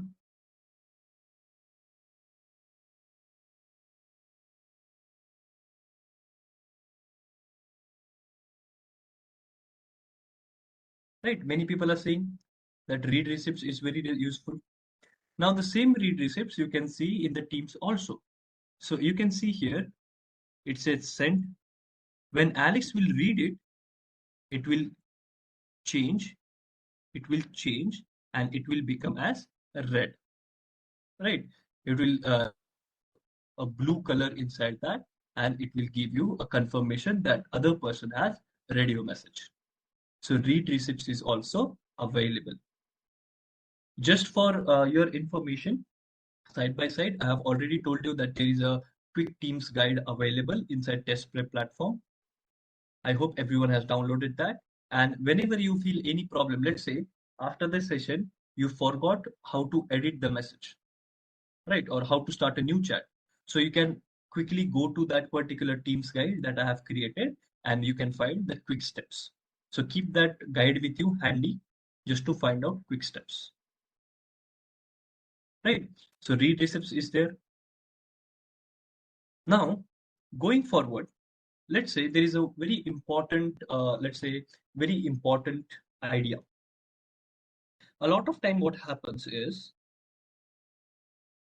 I have a message for somebody, right? Let's say there is a scenario where I have a message for Alex, but I remember that in the night, and our working hours are 9 to 5.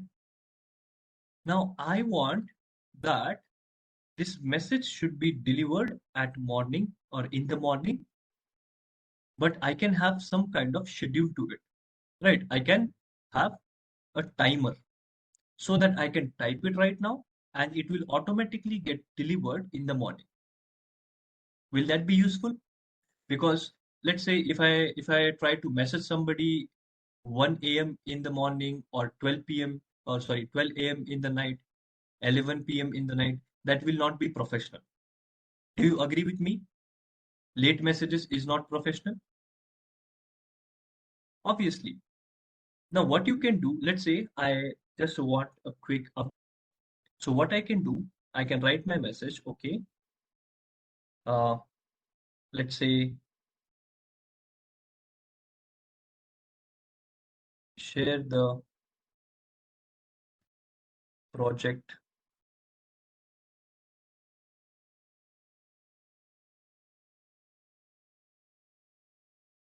as soon as possible. Now I can simply schedule this message. How? I can simply go to this plus option, right? This plus option, and I can click on schedule message. Simple, what I did, I went on the plus icon and I clicked on schedule message.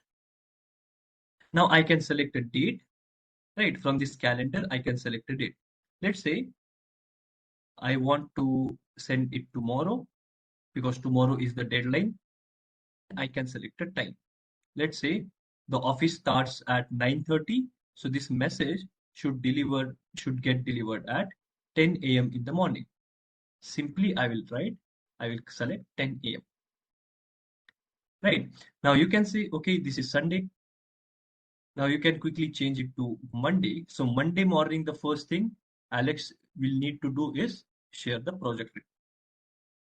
You can press on continue and then you can just send it. Now, even if you are sending it, it will say, just look at this closely. I'll try to zoom in a bit. Right. It says sending on Monday, Feb 24 at 10 a.m. Now, if you feel, okay, 10 a.m. is too early, I want to change it to 11 a.m. Can you do that? Yes, of course, you can do that.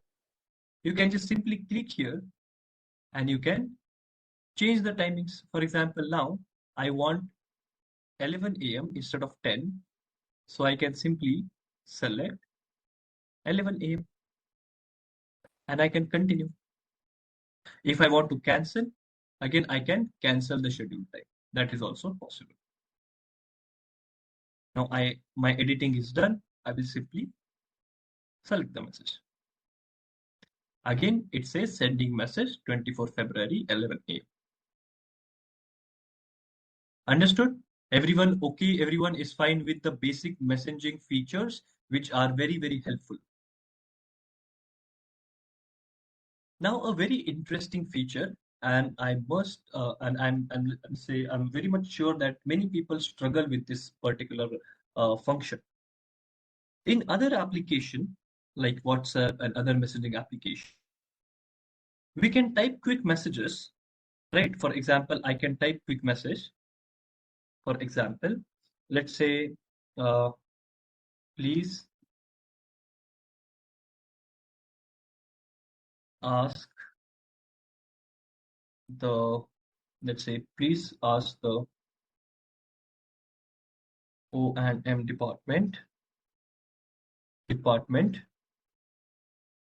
sorry, O&M department to share following things. Right, following things. Now, the problem is when I simply click on send, or when I enter, the message is getting sent. This is the same problem we face in WhatsApp also.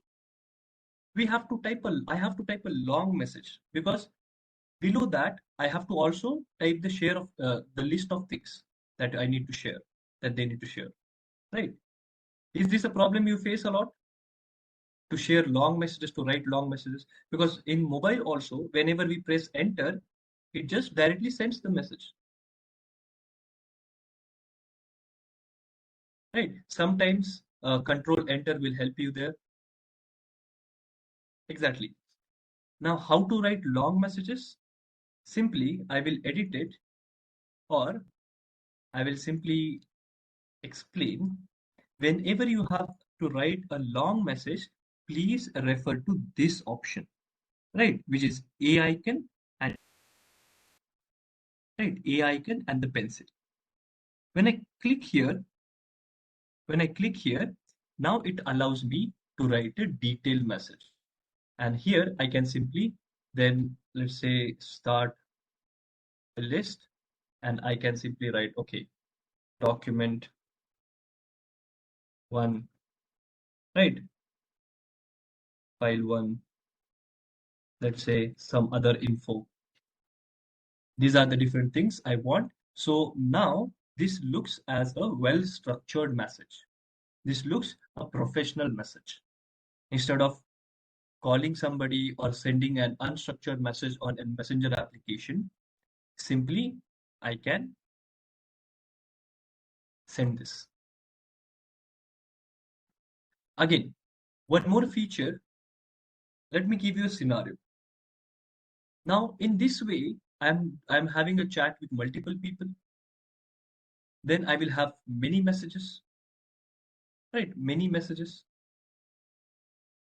Now, there is a message which is important, right? Or which is having more priority. Let's say that I want this particular message is of higher priority.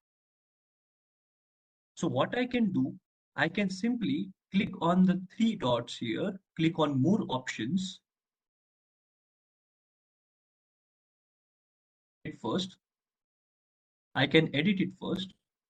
And whenever I want this at more priority, I can just go here in the plus option, right? And there is a option called as set delivery options. Set delivery options, I can just simply go to important, and then it is marked as important. Now this message will send them additional notification, right? So if there is a chat with a lot of messages and simply you set important tag, then you can have attention to that message particularly, right? Now, for example, let's say that this is a message. I want to forward that message to other person, like how we do in other messaging application. Is that possible? Yes, that is very much possible.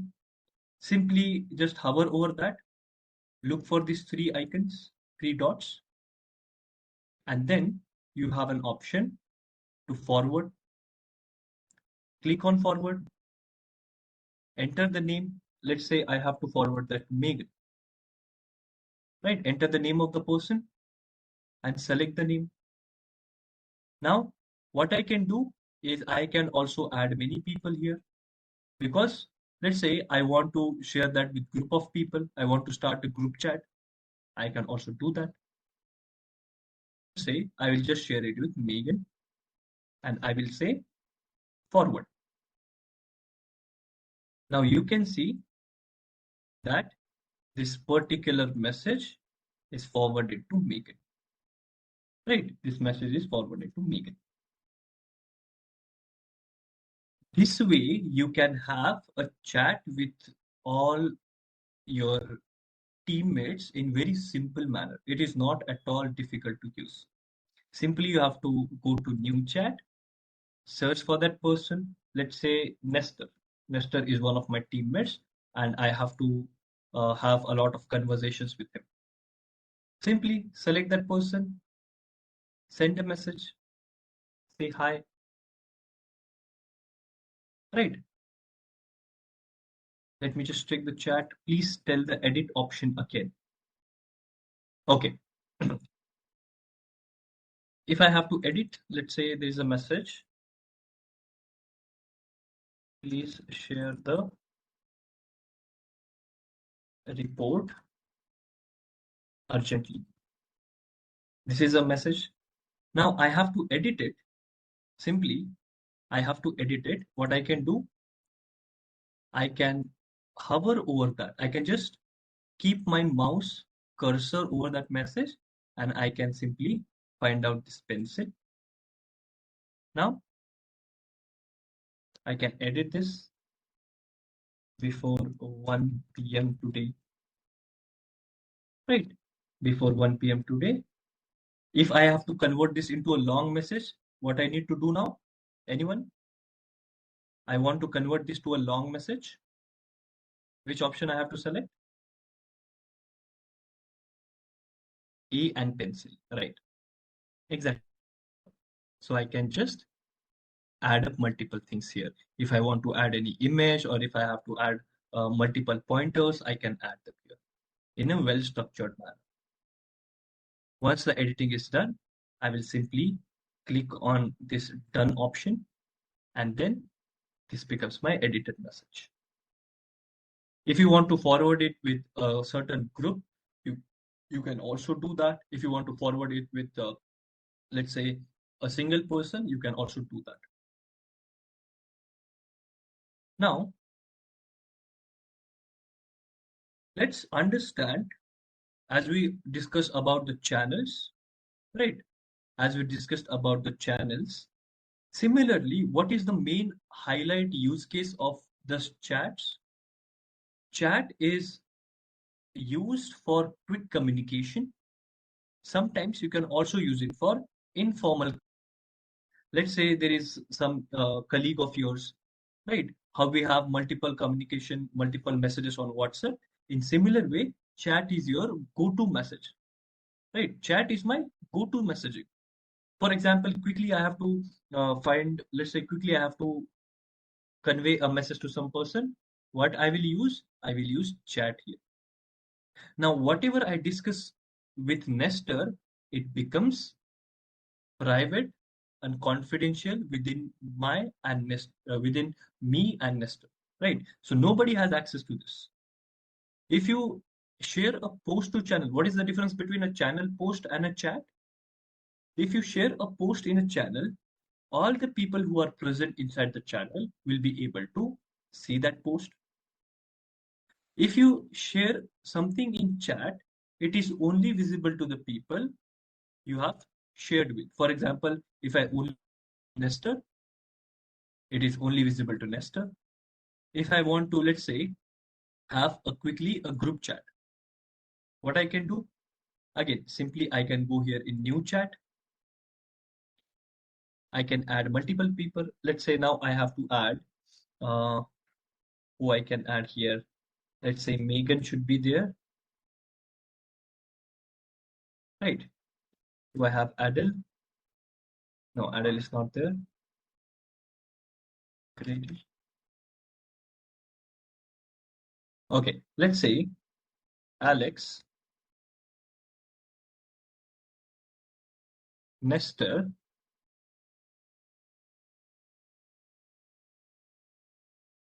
now I have to share a message with all of them and we want to have a group chat. Simply, I have added all of them. You can add many people here. If you want 20, 30 people, you can also, right? This is a group chat. Simply, I can type a message after adding, hi everyone.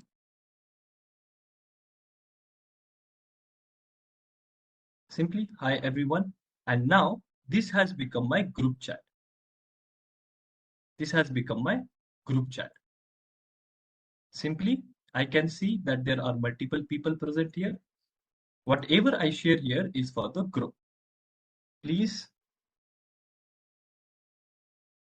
propose a good time for meeting. Right? Whatever I share here is for the chat. If I have received a forwarded message, is it possible to trace the original user who wrote that message originally or the group where this message was posted originally? In a way, yes. So when you forward a message, for example, let's say there is a message between, let's say, me and Alex. Now, I forward this message. For example, I just forward this message with the group. I click on forward and now I forward this with a certain chat. Let's say I want to forward this with multiple people. Alex, Nestor, I will add people here. And when you see the forwarded message, you can just see the original sender. Whoever is the original sender, whatever was the original date and time will be visible here. So the forwarded message will look something like this, right? It will look something like this. One important thing you can do here is, let's say this is the group of people and you are having a closed team. Let's say inside your team, inside your organization, these are the 2, 3 people with which you work a lot and you all have to have a lot of messages together. So how can we message? How we create a quick group in WhatsApp, right? You can do the similar thing here. Now I can just name this one, right? And I can just name this chat. Let's say I can have any name, whatever is suited. For example, I will say here that mm, let's say daily chats, right? And I can save it. Now this becomes similar to my closed WhatsApp group where I have my needed people here, right? I have my needed people. I want to quickly add somebody to a chat. I can simply go here on the plus icon, plus and people, and I can just add people from here. Let me have a quick look in the conversation in the for questions. How long time it will be edited? Hmm, I've not understood the question correctly. How long time it will be edited? So what I understand is basically if you want to know about how much time it will take, it will be quick. When you edit, it will be quick. Instantly. Group name option, Yunus, yes. This is how you can just simply name the group chat. Is there any limitation adding member in groups? No, there is no such limitation. You can add multiple people. Is there any thumb rule that we should go for team channels or group chat? Okay, this is a very good question from Richaji. Right? Is there any thumb rule? Now keep in mind that channels and teams is a structure. This is a very important point that I am explaining right now. In this option, channel and teams, this is an important structure.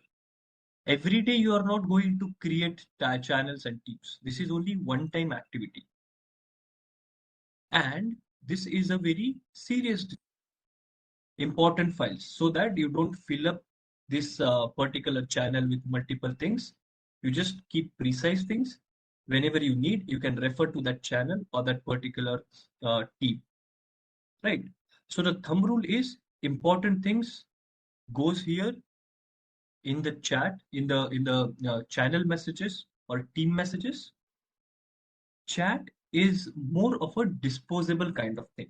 So you can have informal communication. You can create many chats. There is no limitation. Nobody is going to ask you why you have created so many chats. Depending upon your ease of use, you can create. For example, it can be disposable also. Let's say there is a certain task, there is an upcoming, let's say there is upcoming event or upcoming meeting, and I want to discuss with 4 people about that meeting. I can quickly create, we can have the discussion. When the event will get over, we can just delete that chat or we can just ignore that chat. So that disposable option we can also use. We can consider chat as a quick conversation option, right? So it is more of a informal or quick option where you can uh, have chats for multiple reason, for a specific task, right? For a specific discussion you can do, and one-to-one is already there. So this is the thumb rule between using chats and channel messages. Keep in mind, chat you can use as your daily need, quick messages. Channels is more of a communication with everyone, right? Everyone in the department. Important communication in the department. Now, all the things around messages you can do with channels, similar in the chats also, as I told you, right? For example, now in this group chat, I have something very urgent. What I can do, I can say, okay, hi all, please, let's say, I'm going to say, hi all, We will not be allowing any leaves between, let's say, 25th to 28th Feb. Right. Now, this is an important message. Again, I can simply go here in the plus icon and I can set the delivery option as important. Now, in chats, you also have an urgent delivery message. If there is very much urgent, if something is very much urgent, then you can select the urgent option. What it will do, it will give many notifications to that person, right? So notified every 2 minutes for 20 minutes. If somebody is not online, if somebody is not active on Teams, they will get a lot of notifications so that it will grab their attention and they'll just have a look at it, right? So something like that you can also select. Let's say now I want it to be an important message and I send that. Okay, let me again go through the questions. Thumb rule I explained. Can I forward the chat message to private group channel? Yes, you can do that. You can do that. How can we search for particular text, media docs, or something in Teams, just like we do in WhatsApp? Gee, that's again a very important question. That was the point I was about to discuss. Thank you for mentioning. Now, one of the important part is how to find out the media or docs. For that, in Teams, it is very simple. Just use this search icon. Now, the search icon is your important feature, right? Simply go here at a single place, right? At a single place, you can search for a particular message, you can search for a file, you can search for a chat also. For example, I'm searching for a message which was about, let's say, leaves. Now, it will give you all the messages. I can go to view all results and it will give you all the messages which are there for leaves. If there is any file shared, let's say if there is any file, you get it under files. If there is any group chat, right, which is having name leaves, you can just find out that. So you don't have to worry about, let's say, if it is stored, all of this data is stored online. You don't have to worry about was it there in your device or not, right? Everything is stored online. So like WhatsApp, you don't have to worry about that. This is the way you can search for things here. You can search for a certain file and you can simply see the results. You can filter out the results. Now, if that a file, I'm just going to click on files and it will give me all the list. Additionally, if there are many files, you can also filter out by date. Let's say it was shared on this particular date, so you can also give the date. I hope searching for different options is clear. Let me take the other questions also.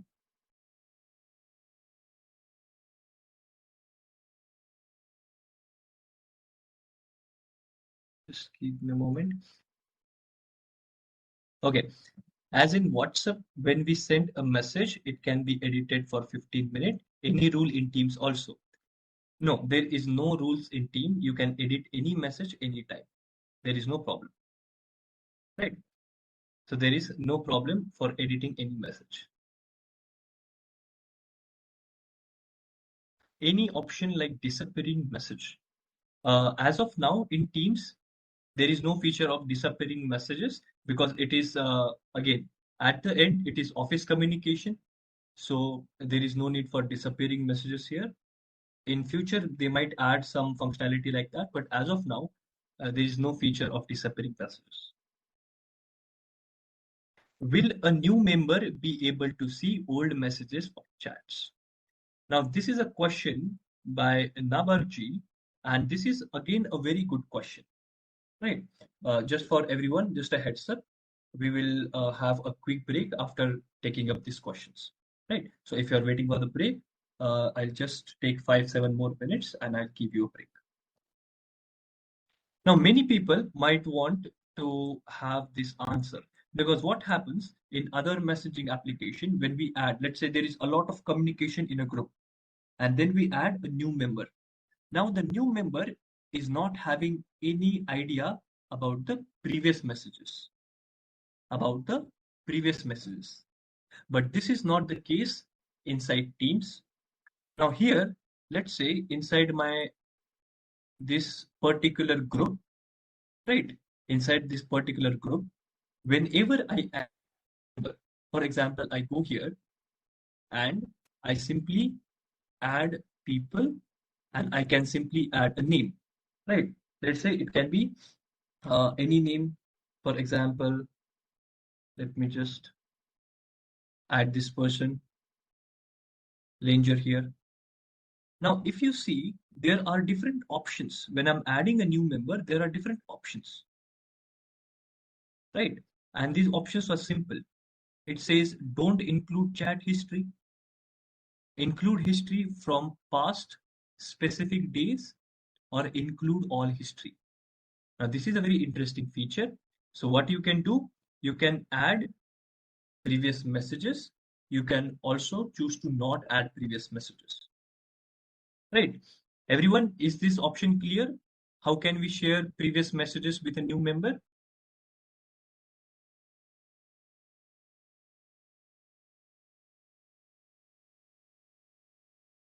Is this option clear? We can also add, we can choose to add and not add the previous history with the particular member.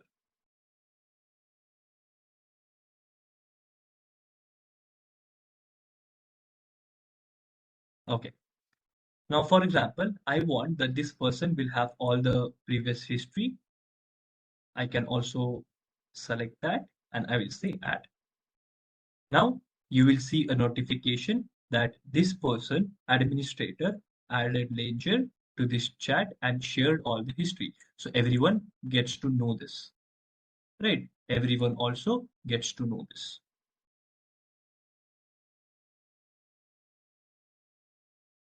Okay. So these are the most important things you can do within your group chat. There are more features also that we are going to discuss. But before that, let's go for a small break of 10 to 15 minutes. Let me just quickly check if there is any quick question that I can take right now. Okay. Here also in chats also, as I told you that how can you add. Additionally, one simple point I forgot to mention is if you just want to check all the files, let's say there is a particular chat in which you have many files. So this is called as a tab. This is a chat tab. I can have shared tab where I can see all the files. So this is a file storage option for that chat, right? Now, all the files that are being shared inside that particular chat will here. So it becomes more easy to discover files, right? For the specific chat. You can also add more tabs, but that's a bit of advanced feature. Right now, we just have to focus on this one. Here you can have messages. To check up the files, you can just go for shared option, shared tab. This is called as a tab. Here you can see the shared tab. Right. Now, I hope messaging in chats and channels is clear for everyone. Is there any option at what date and time it was edited? Right. Interesting question. Let me show you. So here, as you can see here, there is a message that I edited. There is a message that I edited, and place my cursor on it. If I just keep my cursor on it, it says me edited today at 1:15 a.m. Right? Edited today at 1:15 a.m. Is that clear? This way I can also check when the message was edited.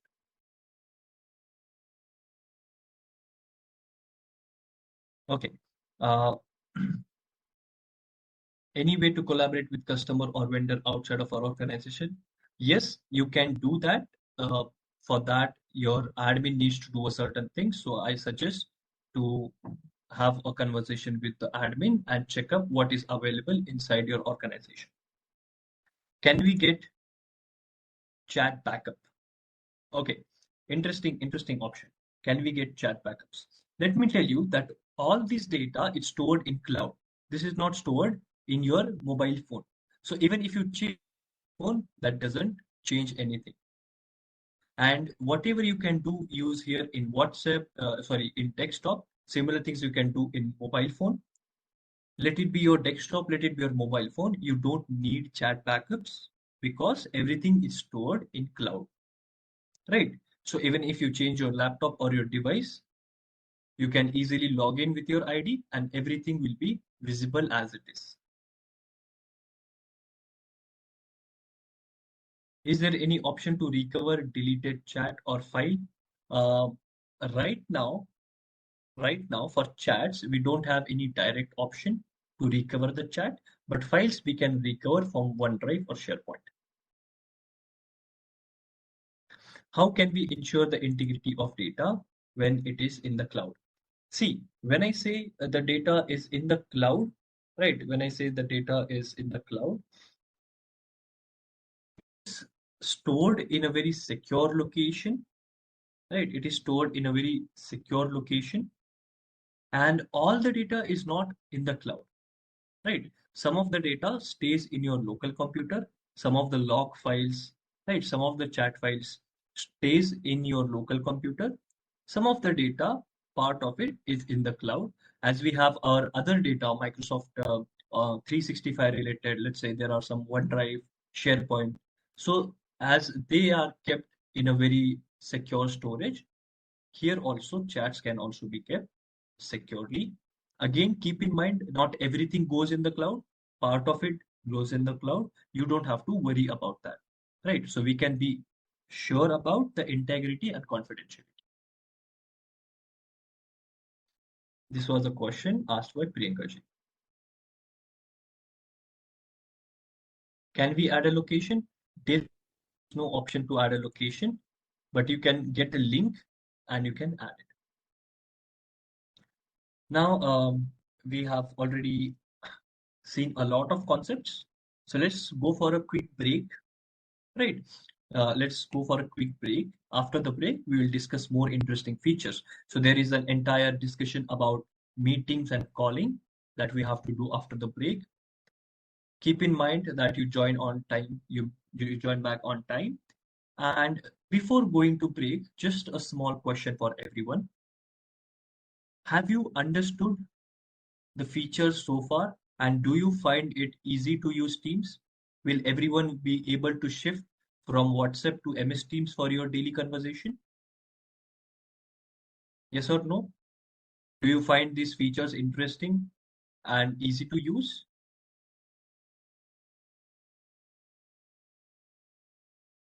Many people are saying it is very user friendly. So even if you are not a lot of, let's say, even if you are not a tech savvy person or somebody who is in expert in technology, it is very easy to use it for you.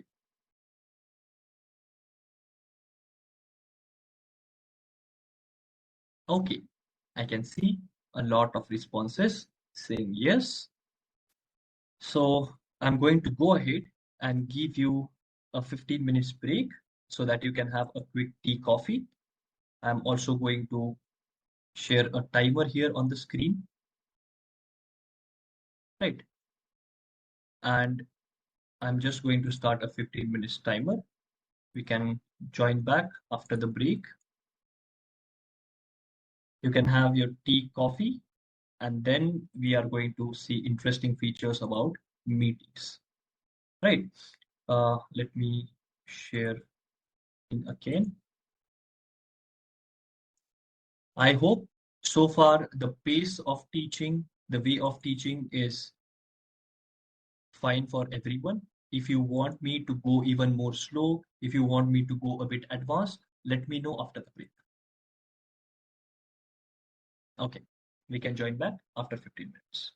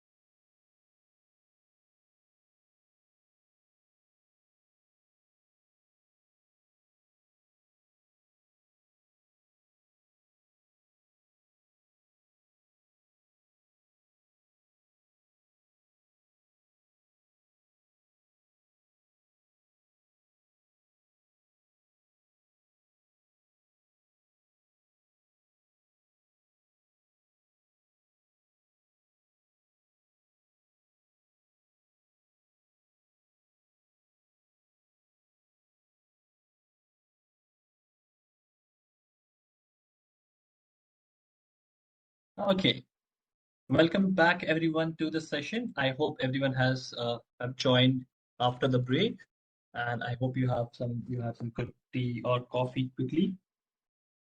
Can I just get a quick confirmation if everyone is back and we can resume the session?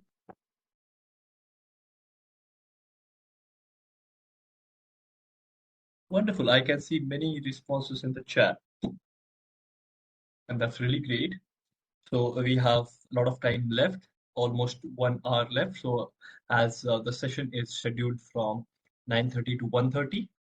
Now let me give you a quick notice that we are going to see some features more, and then in the last minutes of this training, we will be having a quiz. Right? There will be simple short quiz. Uh, many of the people might know this particular task already, but just for your information. So last 15 minutes are saved for quiz and Q&A. I will also share the top participants, top performance in the quiz. Now, let me reshare the screen and let's continue our discussion. Right? Let me simply share my list, share my screen. Where is it? Just give me a moment.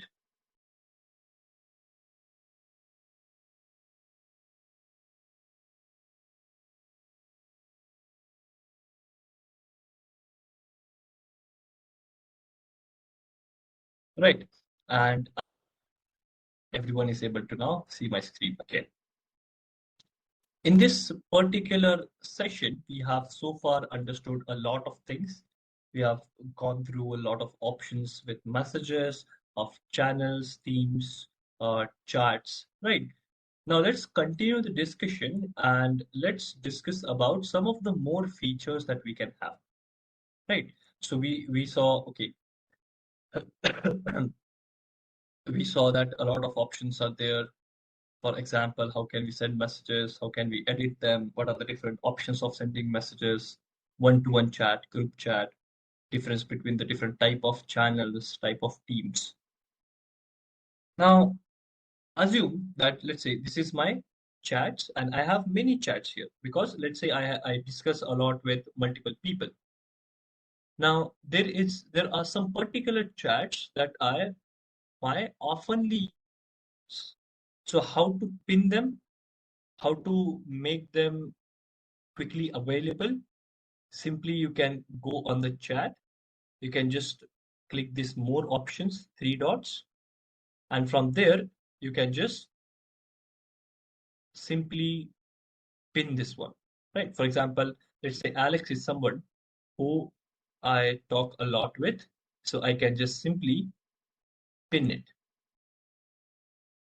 Now, if there is a chat for which I don't want the notifications to receive, I can also mute. As we mute a group, we can also mute a certain chat, right? We can also mute it, we can delete it here, and we can leave out from the chat also.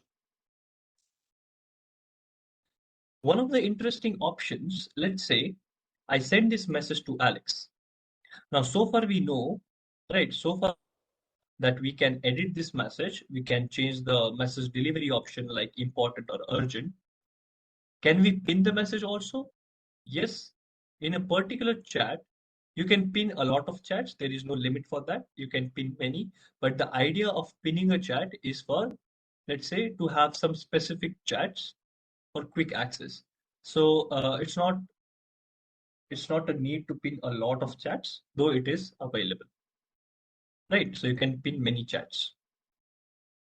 Let's say this is a certain message I have said in the group, and I want to pin this message so that everyone gets a quick look on that message. It can be also a file.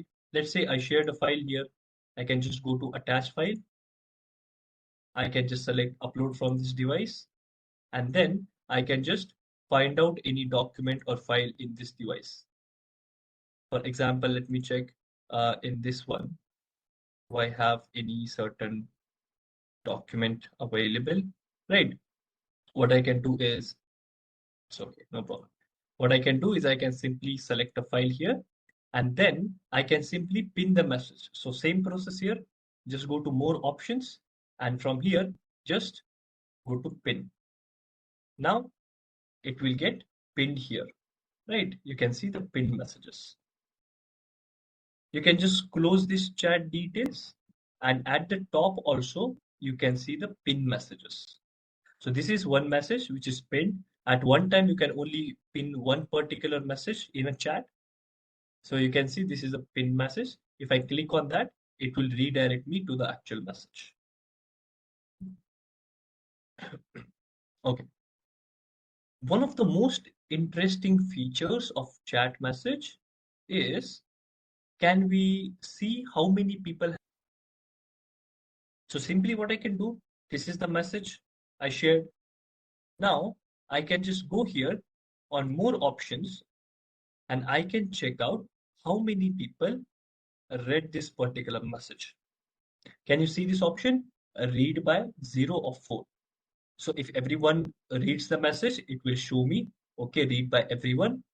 If it is read by only 2 people, it will give me names. Okay, read by this and this person. So similar to WhatsApp, here also we can see who have read the message. Now, a lot of times what happen, let's say there is a message I sent to Alex, right, on personal chat. Now, what I want is that person, let's say there is a message I received from Alex and I opened it. Now I want to unread it. Is it possible? Yes. You can again message, go to more options, and from here you can also mark as unread. So that is also possible. You can see who has read the messages. You can also check. You can also unread a particular message. That is also possible. I have also just told you how to pin.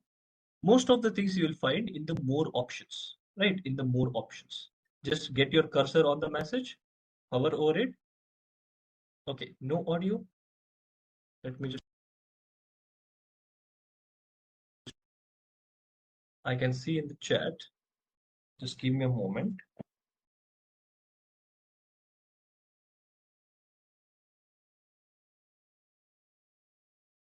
Let me be closer to the device. Okay, now is it fine? I'm audible clearly?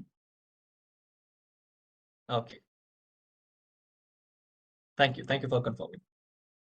Now here, simply what we have to do is, we have to understand, right, in these messages, how to set notification, because as far as so far we have seen a lot of chats, we have seen a lot of messages. Now every message will have a notification, every chat will have a notification. So anything around the notifications you can manage from the settings. Where are these settings? These settings are simply here, right? You have to go to the top, just aside where it shows your profile. There are 3 dots, says settings and more. You can just go there, and from there you can just open settings. Now any setting that you have to do related to, let's say you want it, for example, let's say you want some particular notification to stop, right? Or any setting related to the dark mode. For example, you want this application to be appeared as a dark mode. So any kind of setting can be done here. In this settings option, there are many things, but important is notification and activity. Now, where is the place to see notifications? Where is the go-to place where I can see the notifications? Here in the left-hand side, I have something called as an activity, right?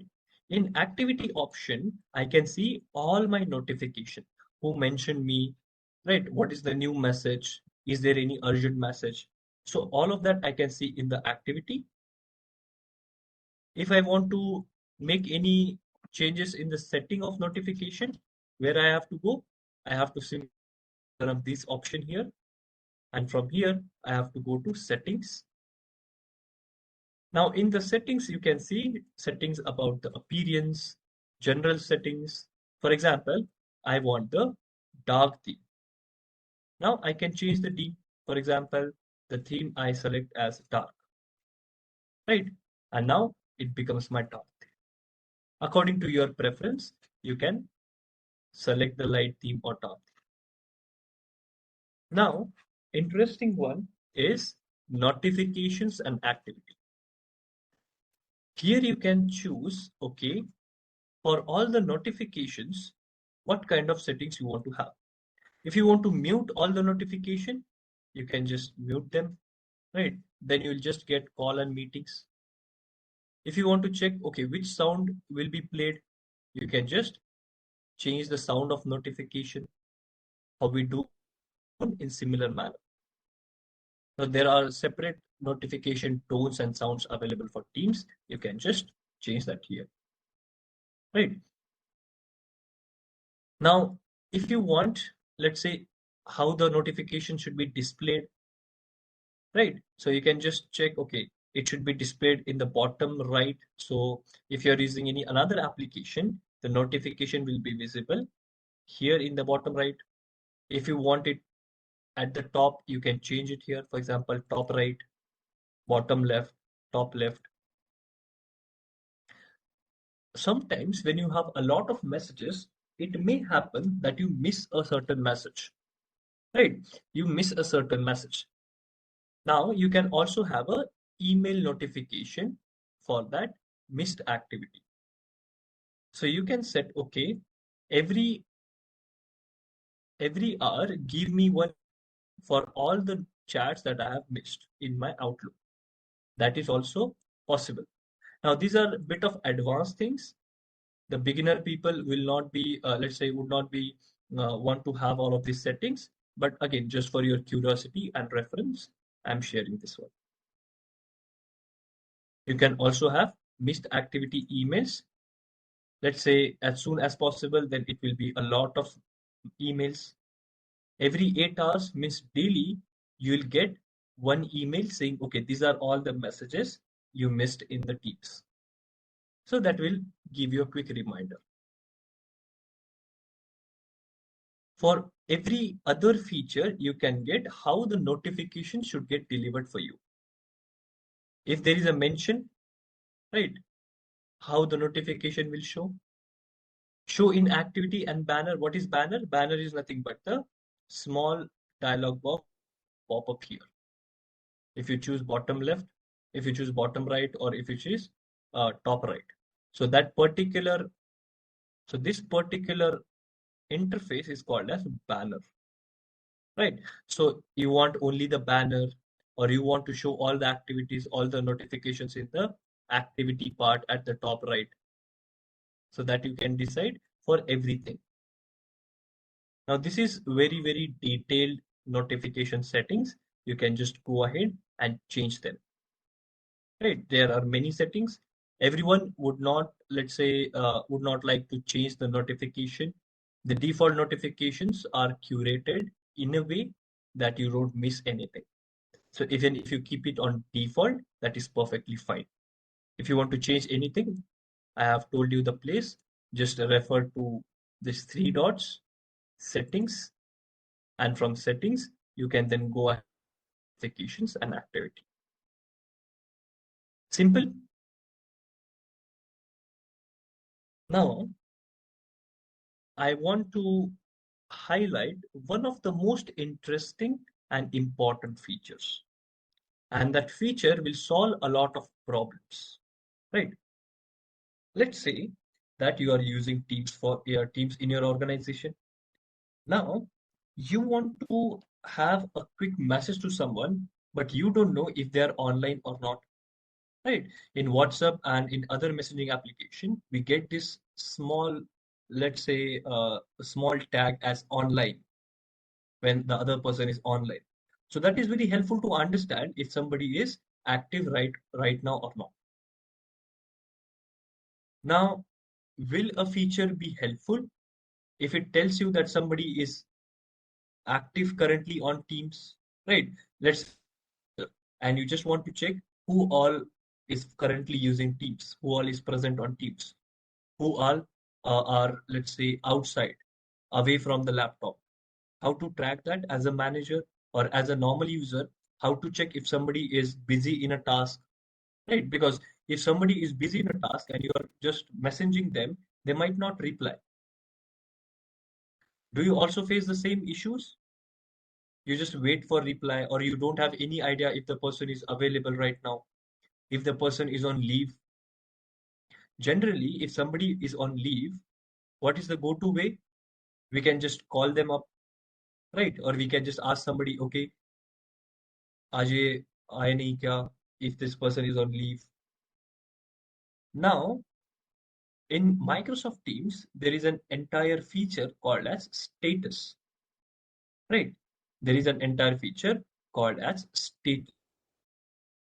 This status is very much helpful.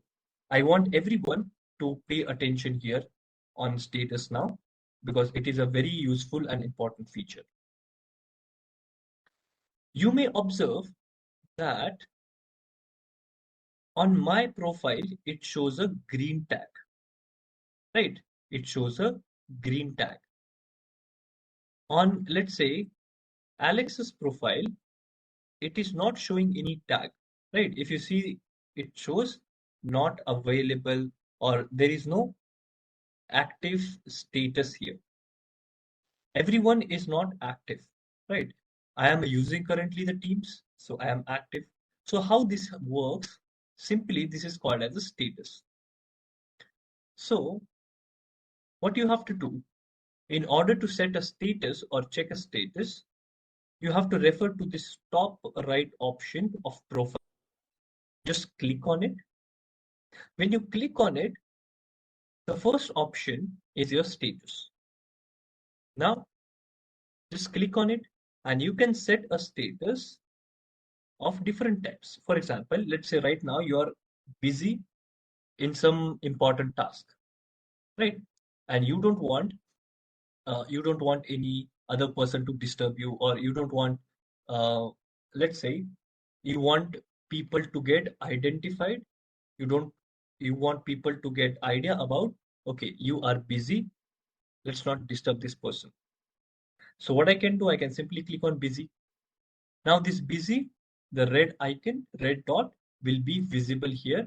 And this is a quick method to check if somebody is busy or available. If you are free, let's say, if you are free and if you want to have conversation with others, you can put it on. Now this is manual as well as automatic. Let's say right now I'm using Teams. So automatically, right, automatically I will see the status, automatically it will become available. If I am in meeting, let's say if I am in Teams meeting, automatically it will change as busy, or it will change to, let's say, in a call. So if you are a manager, you can just check who all are busy, who all are available. Now, let's say right now it is available. What if I close my laptop or I go away from my laptop, I turn off my screen, it will automatically change as offline or not there, right? Appear away. So what are the other options? Simple to understand. Available is you're free. Busy means in some important task and you might not reply quickly. Do not disturb is where you don't want any notifications. So do not disturb, simple to understand, is you are on a very high priority task. You don't want any notifications. You're not going to reply anyone right now. So if I put on do not disturb, means there will not be any notifications for me right now. Be right back. Can anyone tell me what is the meaning of this status? Be right back.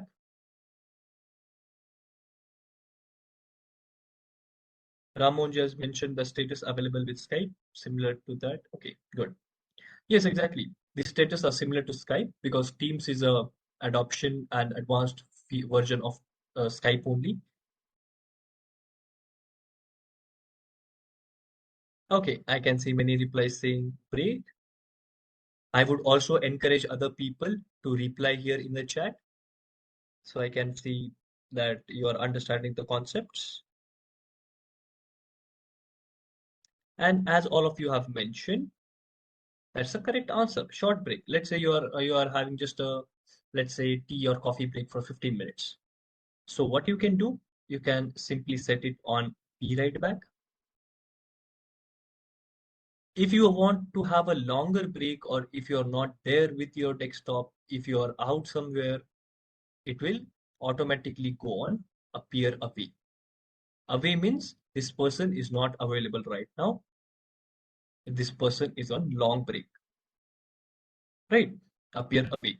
Now, when you leave your laptop to ideal stage, when you're not using your laptop or your desktop, it will automatically shift to the away status, right? So simply, in other language, you can call it as not close with the laptop. If you don't log in the Teams, let's say you are on leave. Let's say today I'm on leave and I don't log in. I just don't open my Microsoft Teams today. Now in that case, it will show me as offline. If you don't start the Teams, as my other members here, if you see, these members have not started MS Teams today. So their message, their status is offline. Right. Now, what are some scenarios? What are some scenarios in which I can be offline? The perfect scenario is I am on leave, right? I am on leave.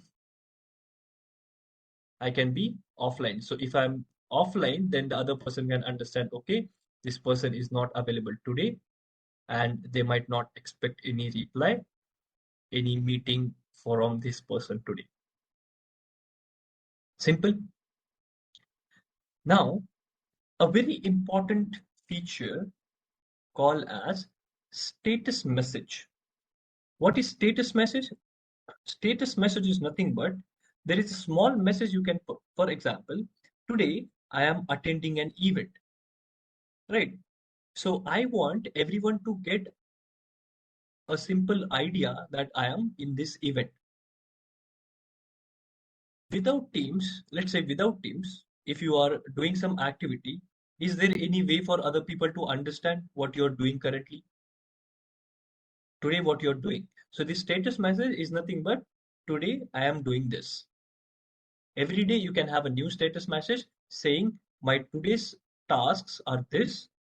So I'm attending an event, I am attending a meeting, or you can just, for example, you can just go to set status message, and here you can just say attending. You can just mention the date. Let's say today's date, 22 Feb, right? You can just say attending event from, or as you are doing it currently, attending training from, let's say, 9:30 a.m. to 1:30 p.m. You can mention like that. And you can also mention, for example, you can see if, or simple, you can say in case of emergency, please call over. So any message that you have to give to everyone, any message that you have to give to everyone, you can simply add that. You can also click this option. So whenever somebody is writing a message to you in chat, they will see this status and they will understand, okay, now you are in training, so you are busy, or you might not be available in this time. So you can use it according to you. For example, I want it just for today, I want this status. So it will automatically get cleared after today. I can also have a timer for this status. For entire week also I can have. Now, depending upon your case, you can set any kind of status. If you are a manager and you are leave, right? Let's say you are a manager and you are on leave. You are on leave. For example, what I can see on leave today. So the other person gets to know that you are on leave, so they don't struggle with your availability. I can say on leave today, please connect with, and you can mention some other person. Let's say I can mention Alex, right? I can simply mention Alex.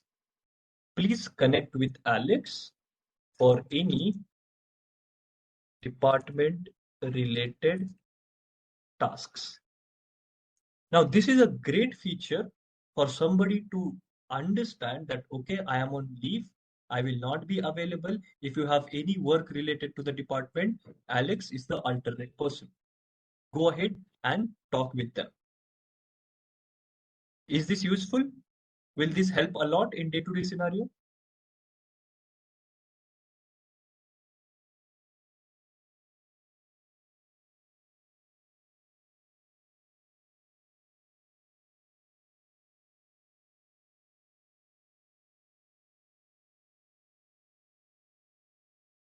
Anyone? Everyone?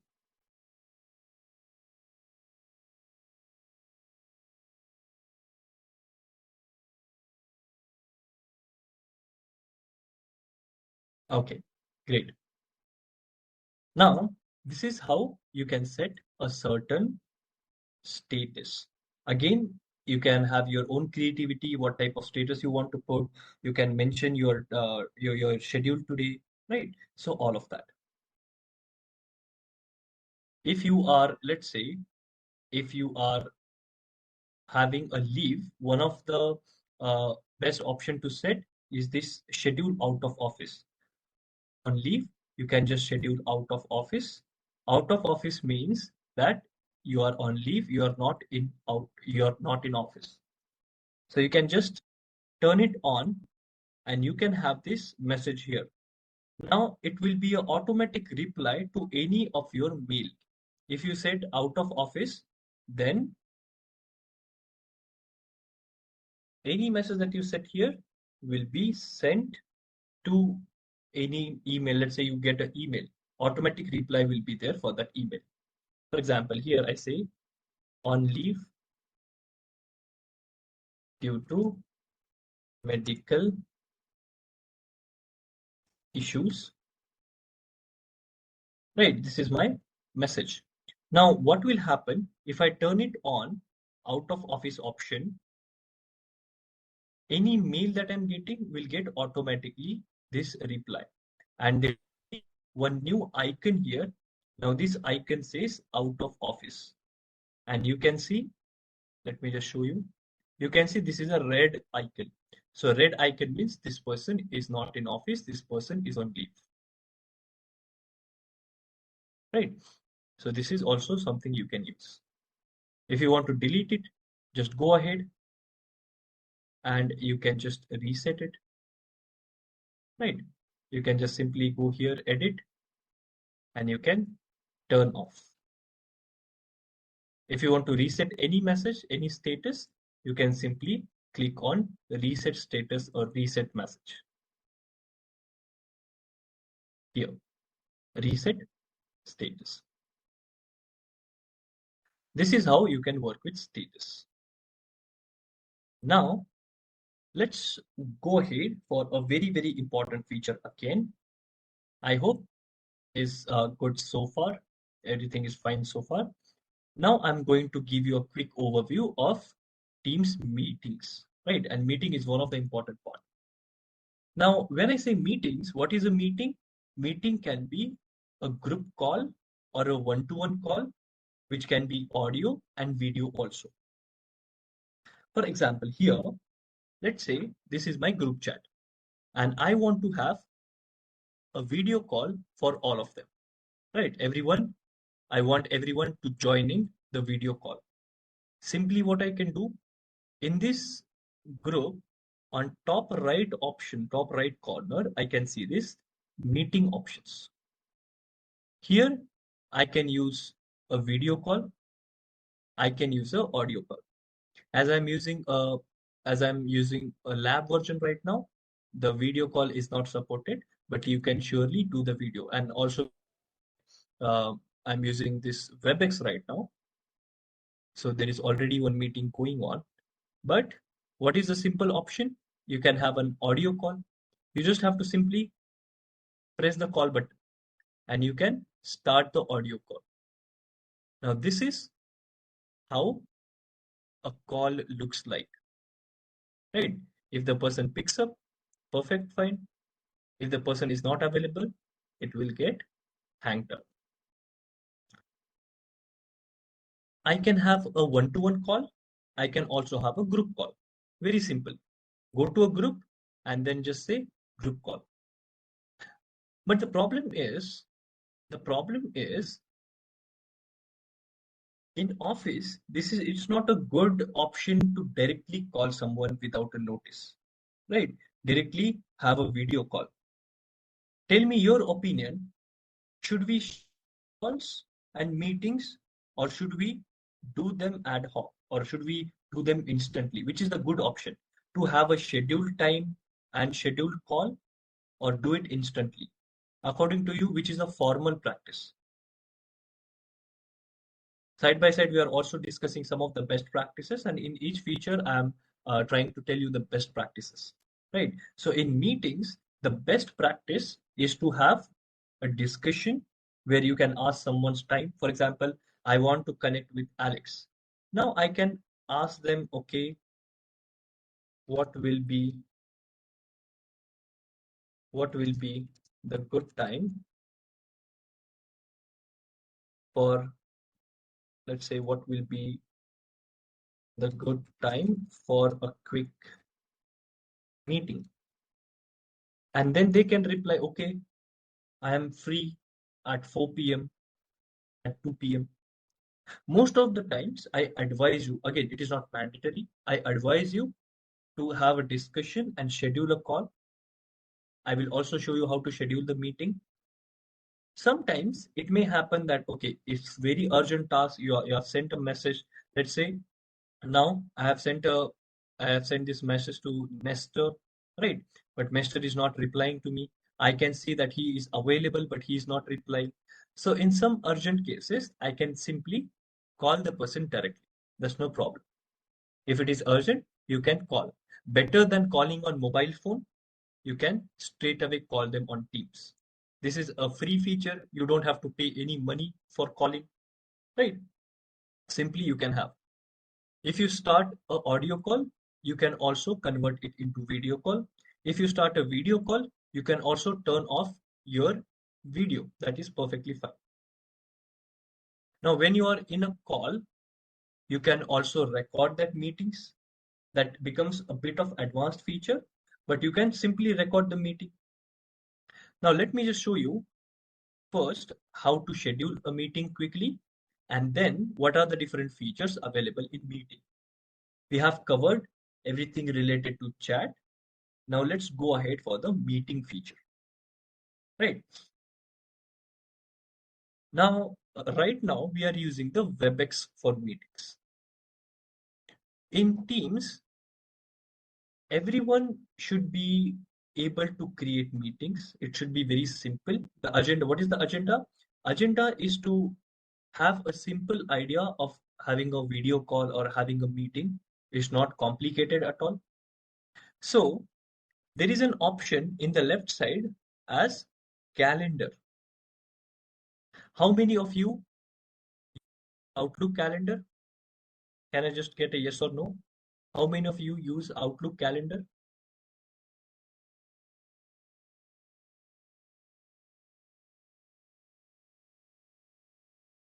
Okay, most of you are saying that we don't use.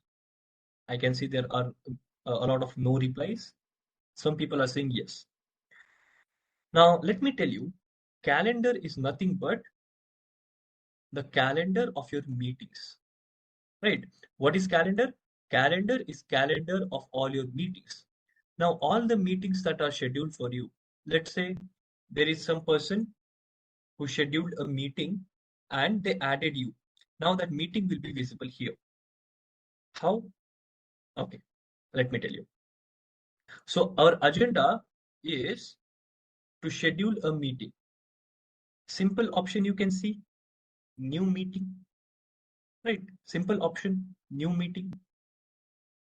You can just click on it. Let's understand how to schedule a meeting. Very simple option. Let me just get it here. Right. I hope it is visible for everyone. First thing you have to do is just add a title. For example, uh, discussion on project X. Let's say there is a project called as project X, and we have to have a discussion on that project. Discussion on project X deadline. Here, I'm going to add all the people whom I want to join this meeting. Let's say there are 3 people. Alex. Simply I added Alex. Right. I can add Nestor. Now, just to give you a quick heads up, it depends upon the admin if meetings are allowed for you or not.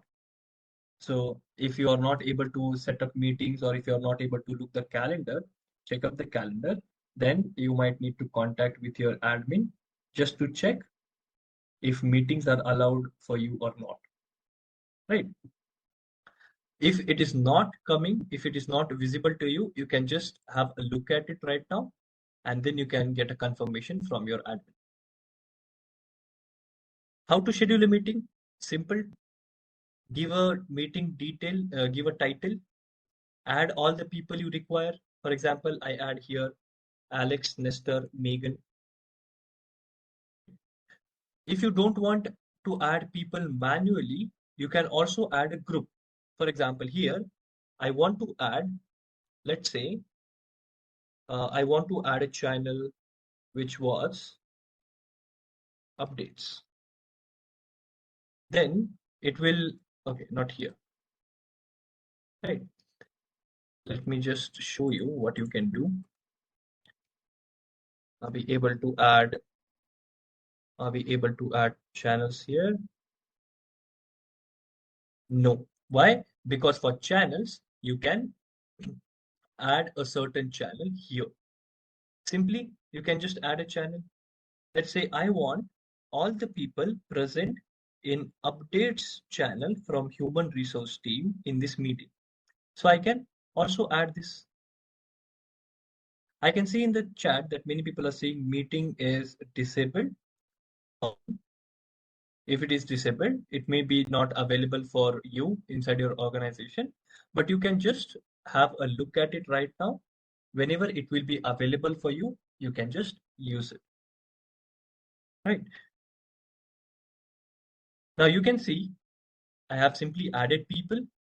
Now I have to select date and time. Let's say I want to schedule a meeting tomorrow.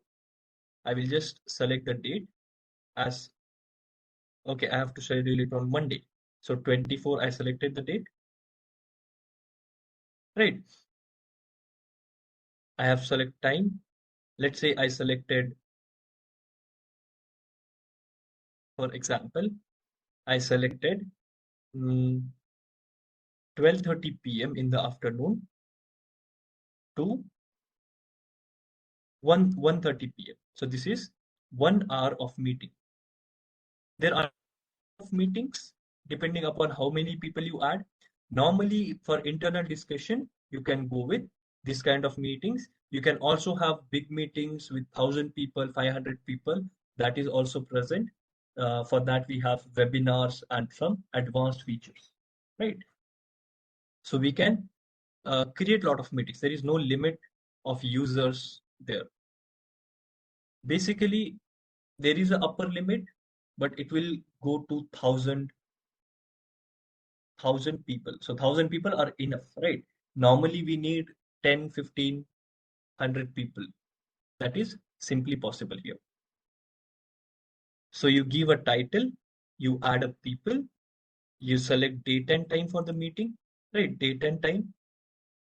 If it is a repetitive meeting, let's say there is a stand-up call or daily call, you can simply choose repeat every day, right? So repeat every day, it will start from today, and you can select a end date. Let's say for 1 year, every day you want this schedule to be booked. Now it will schedule for every day for 1 year. For the other person, for the other people to know what is this meeting about, you can simply type details of this new meeting. So you can say join the meeting for discussion over updates and deadlines, tasks and reports. So anything, right? Anything that you want, that you want other people to know about this meeting, you can add up in details so that everyone gets an idea what is this meeting about. And after doing that, you can simply click on send. Simple idea. I have added a title. I have given date and time. I have added people, right? I have added people, and then I have just added some details, and I will send it. Now give me a moment, it will be ready.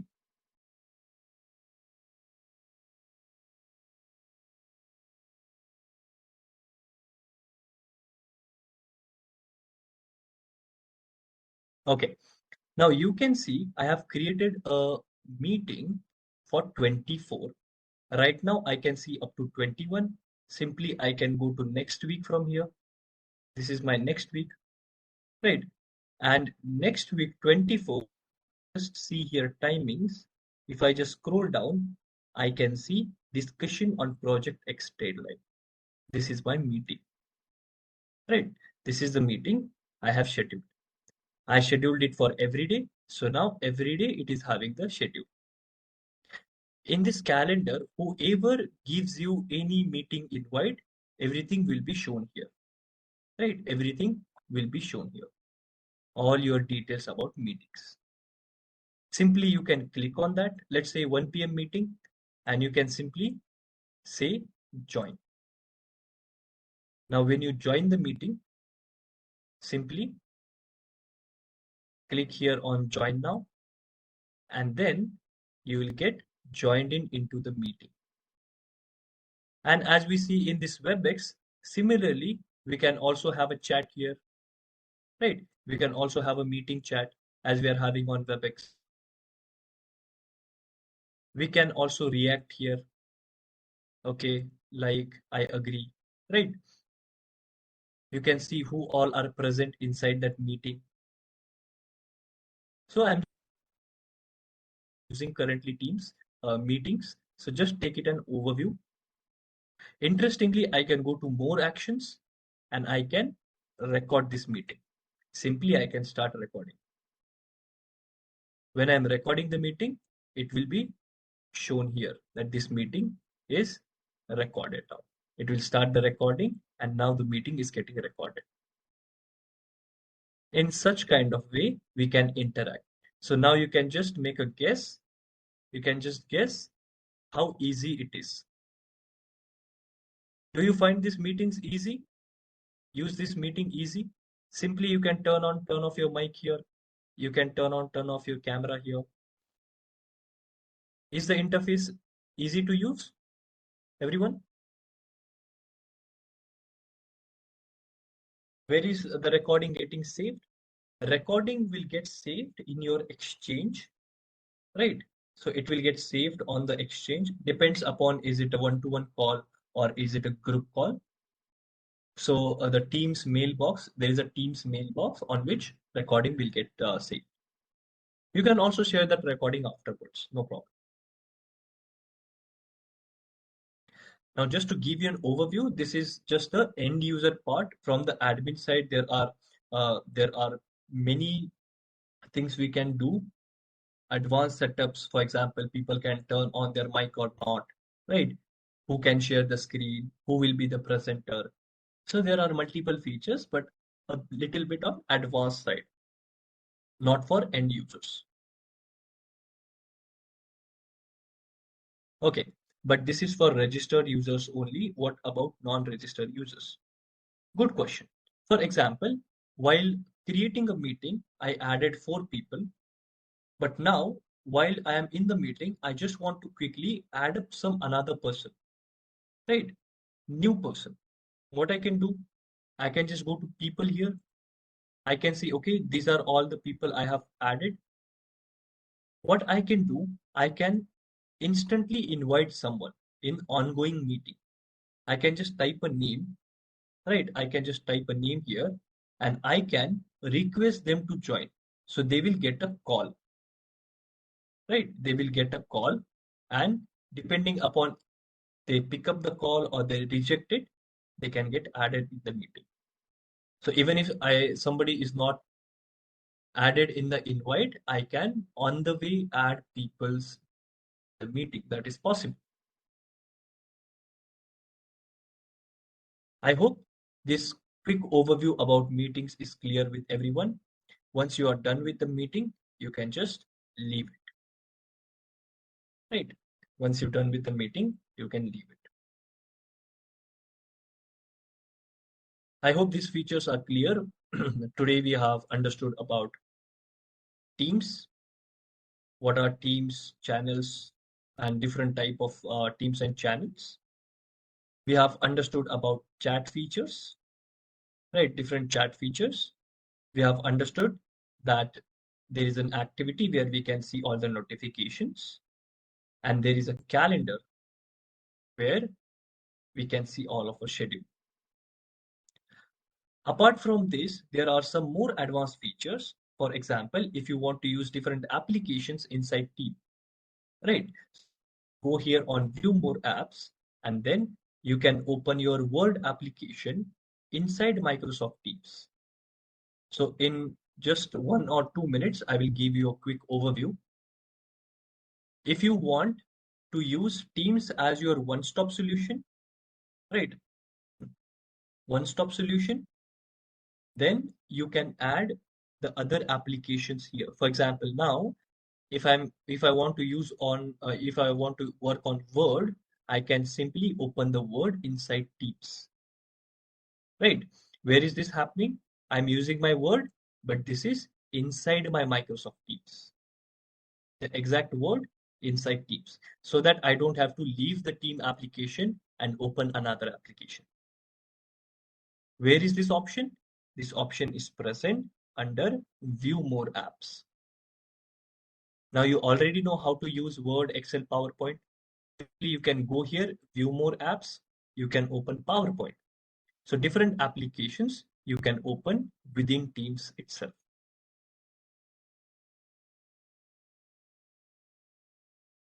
Okay. All of these things, again, you can do exactly in same way on your mobile phone.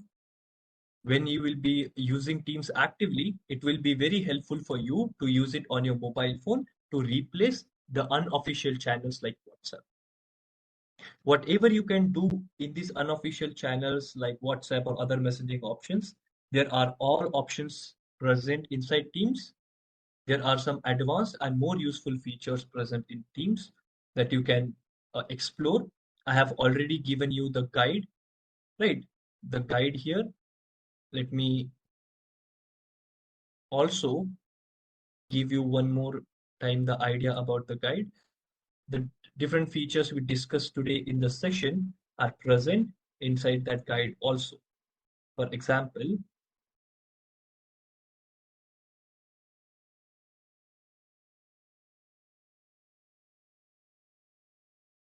just give me a moment. For example, let me just share this guide again.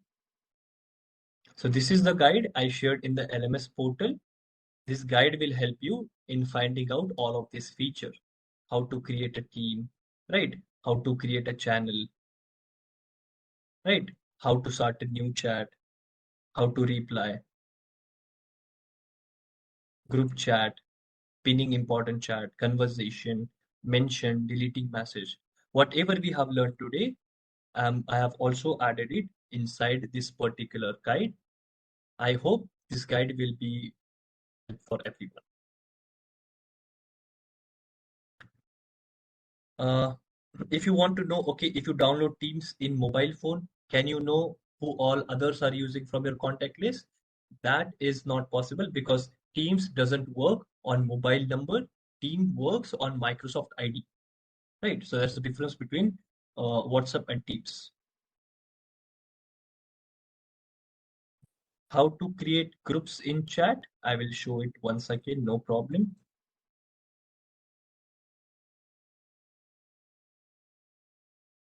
So this is my Teams. This is my chat.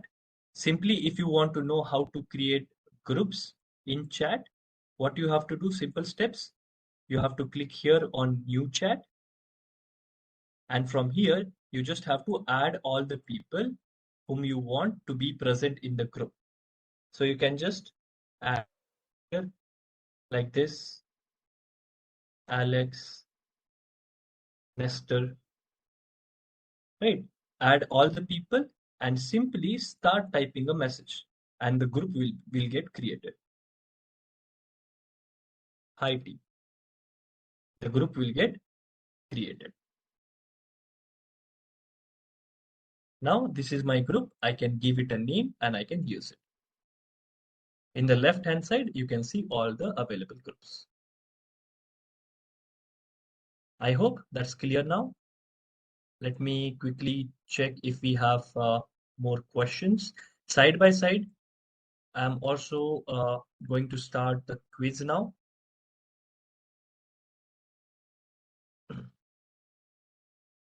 Okay, can you please share the MS Drive in chat? It is present inside your test prep platform. If you are getting any error in creating a new meeting, that the reason behind that is not available from your admin side, your organization will allow you, then you will be able to create meetings. Right now, you can focus on chat and channels only. How to back up the chats? There is no direct option of backing up chats, right? Because it is stored in cloud, so it is automatically backed up.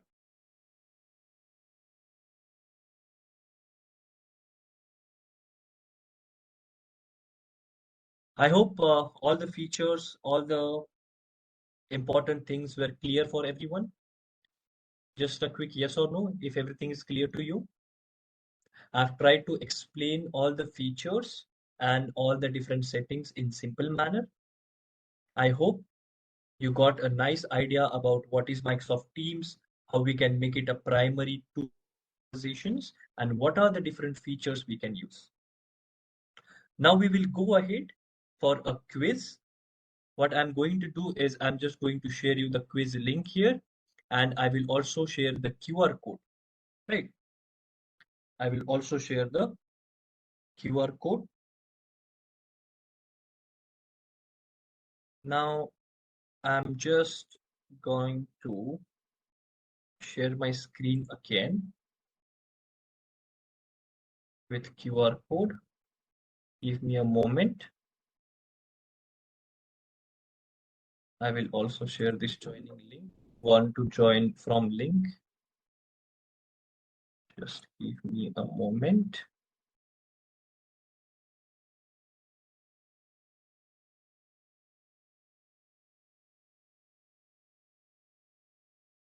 Okay. Now I hope you're able to see my screen with the QR code. And I request everyone, this is a short quiz. There will be some questions based upon what we have learned today. Simply you can scan this QR code and join in from mobile phone.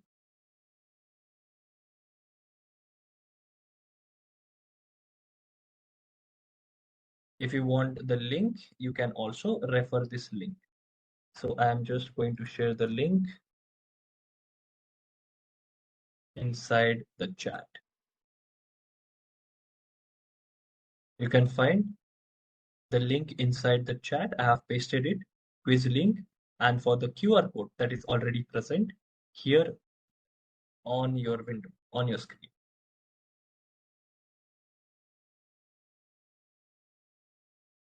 Now we will have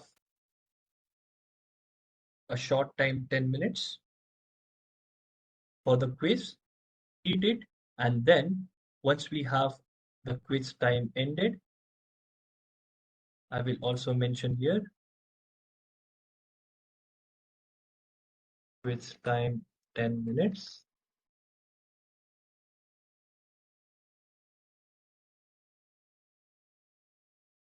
I hope everyone is able to join into the quiz and you have also started the quiz. If you face any errors for joining the quiz, let us know in the chat.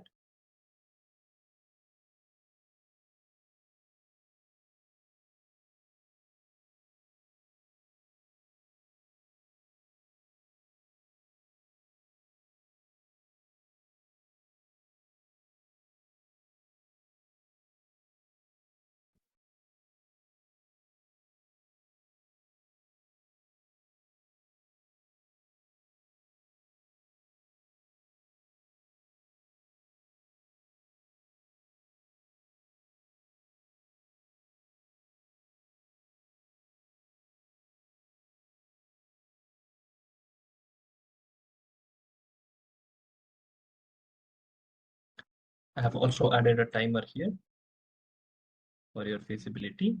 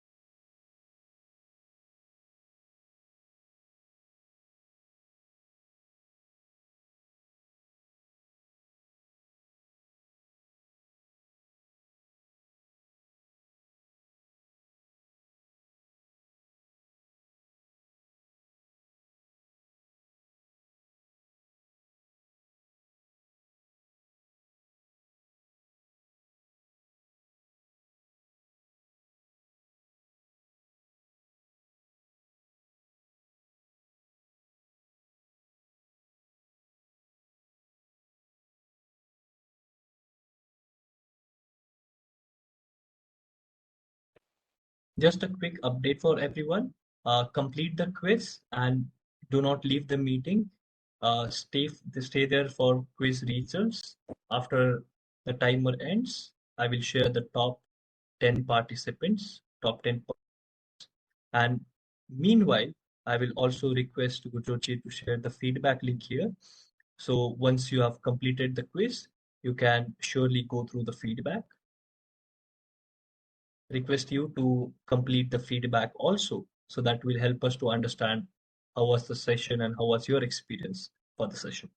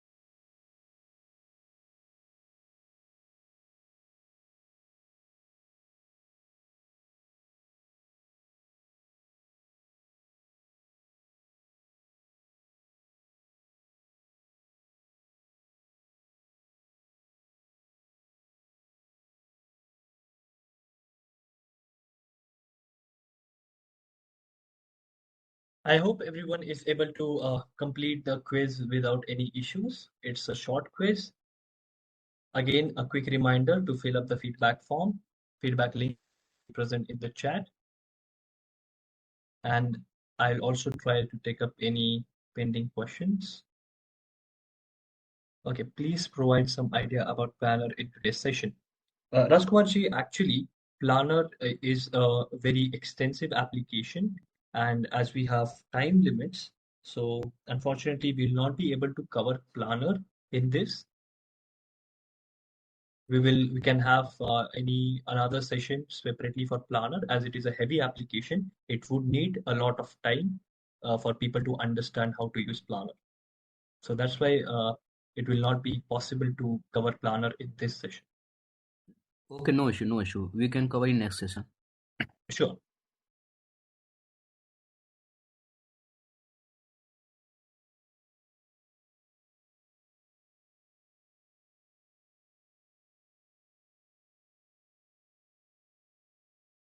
As we can see, there are 50 plus responses, but in meeting, there are many people. I can see almost 370 plus people are there.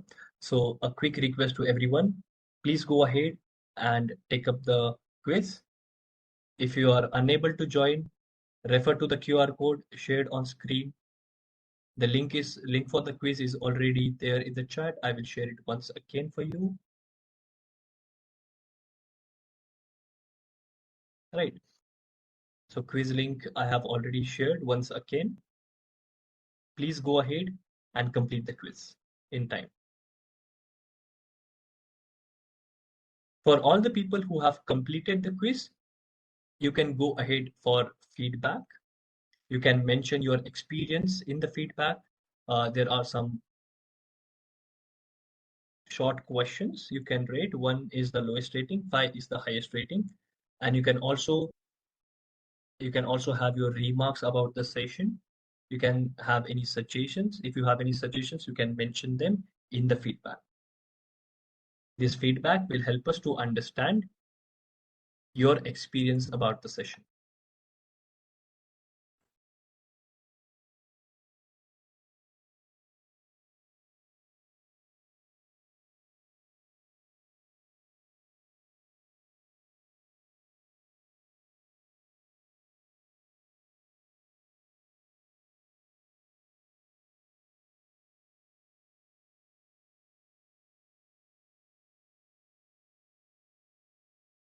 Yes, Arvindji, I can see you have one question.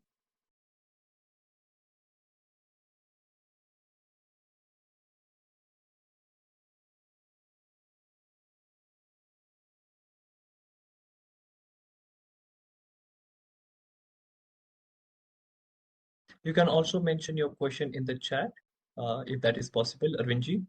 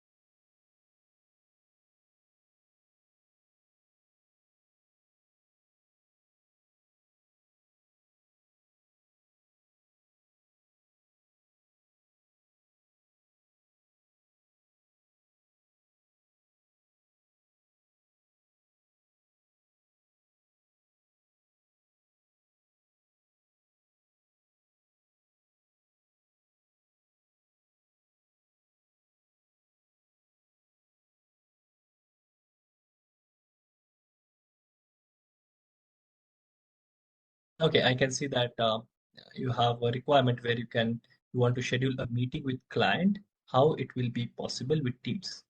Yes, it is possible. Uh, as I told you, the steps of scheduling the meeting, in similar way, you have to schedule a meeting, but where you add people, you have to add the external clients, their email IDs. But in order to make that happen, you first need to check with your admin. Your have to give everyone the access of adding external people, And once that access is given, you can simply add the email IDs of people. You can simply add the email ID of your external client, and then you can send them the invite. That is simply possible. You can also schedule meet Outlook. That is also possible.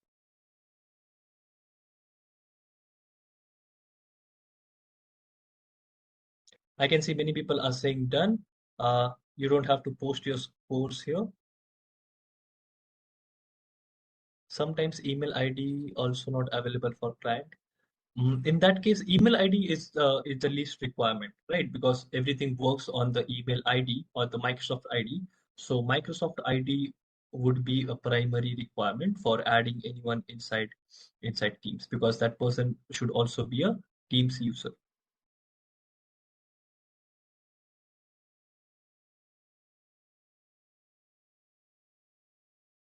Okay, as I can see, we have completed our quiz time.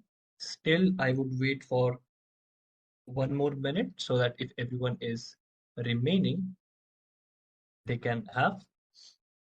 If you don't have idea about the, let's say, clients, about their email IDs, you can create a meeting, open meeting, and you can just share the link, right? So everyone can join anonymously. That anonymous joining is also possible.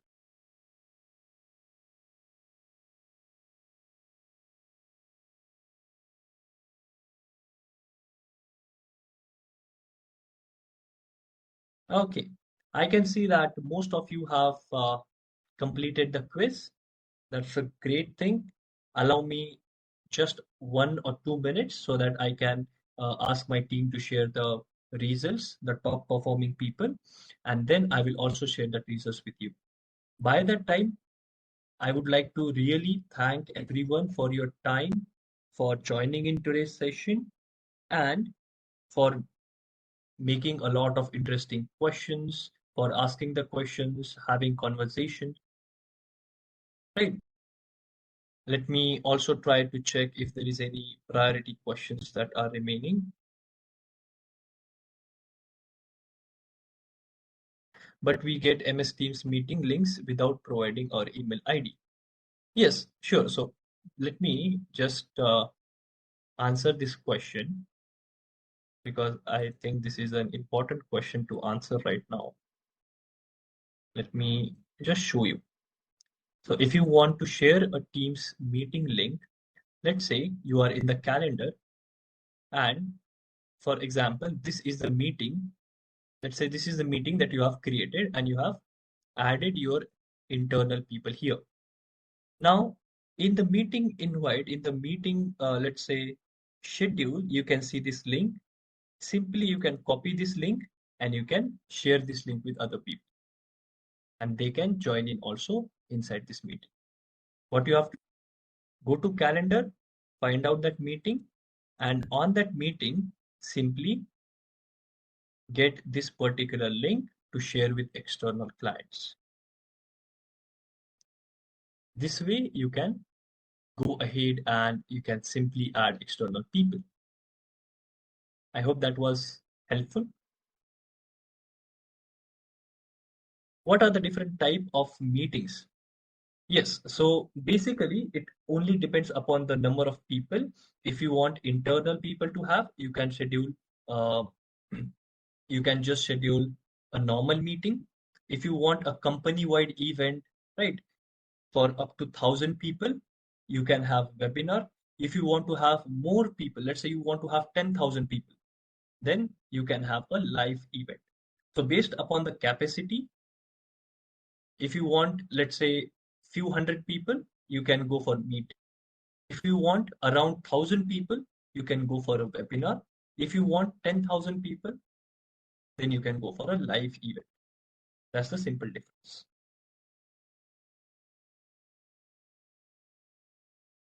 Let me also check if we have the results. Just a quick reminder for the feedback. By the time we wait for results, we can utilize that time for filling the feedback form. Most of you are aware of how this feedback form works. So let me share the link again.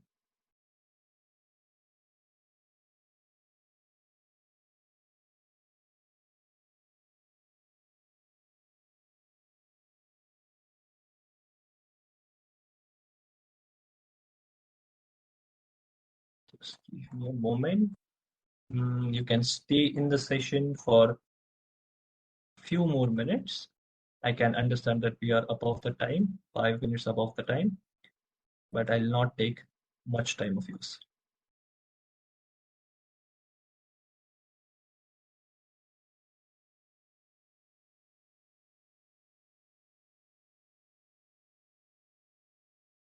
Okay, again, I'm sharing the feedback link here in the chat.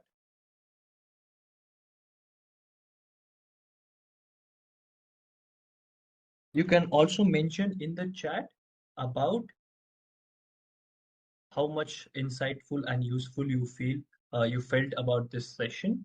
If you have learned any new things, if you are now ready for implementing Microsoft Teams in your daily life, if you're ready to take use of the Teams chat and channel features, you can mention in the chat.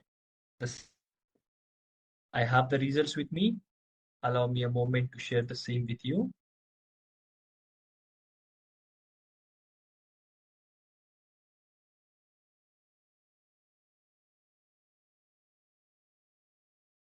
Just a second.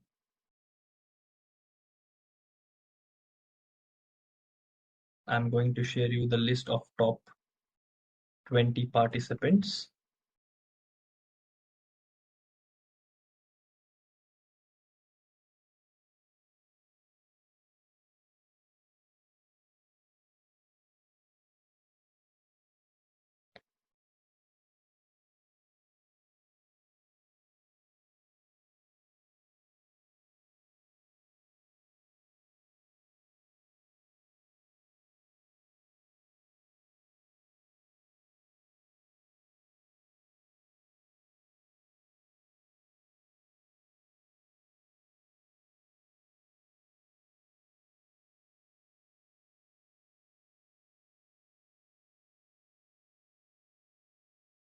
Okay, is that is ready?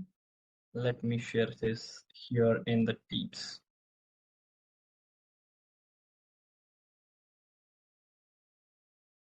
And everyone can have a quick look. These are all our top 20 people, top 20 performers for the quiz. You can see their name in on the screen, right? So congratulations, everyone. Everyone did a great job. You can simply check out all the top 20 people who responded quickly. These are the names of these people, right? Congratulations to all of you, Shubhika, Akash, Hari, Rituraj, Atul Kumar, Abhishek Kumar, everyone. The same is also pasted here inside your chat. I can see people are saying we are ready to use MS Teams. That's a really great thing to see. That was our today's agenda to make you aware of MS Teams. Thank you so much for your time. I hope this session added some value in your life. See you ahead in more future sessions. This was all for today. I hope you enjoyed this session, and now we are good to wrap up the session. Thank you, everyone. Thank you for your time. Thank you, thank you, Premji. Thank you very much.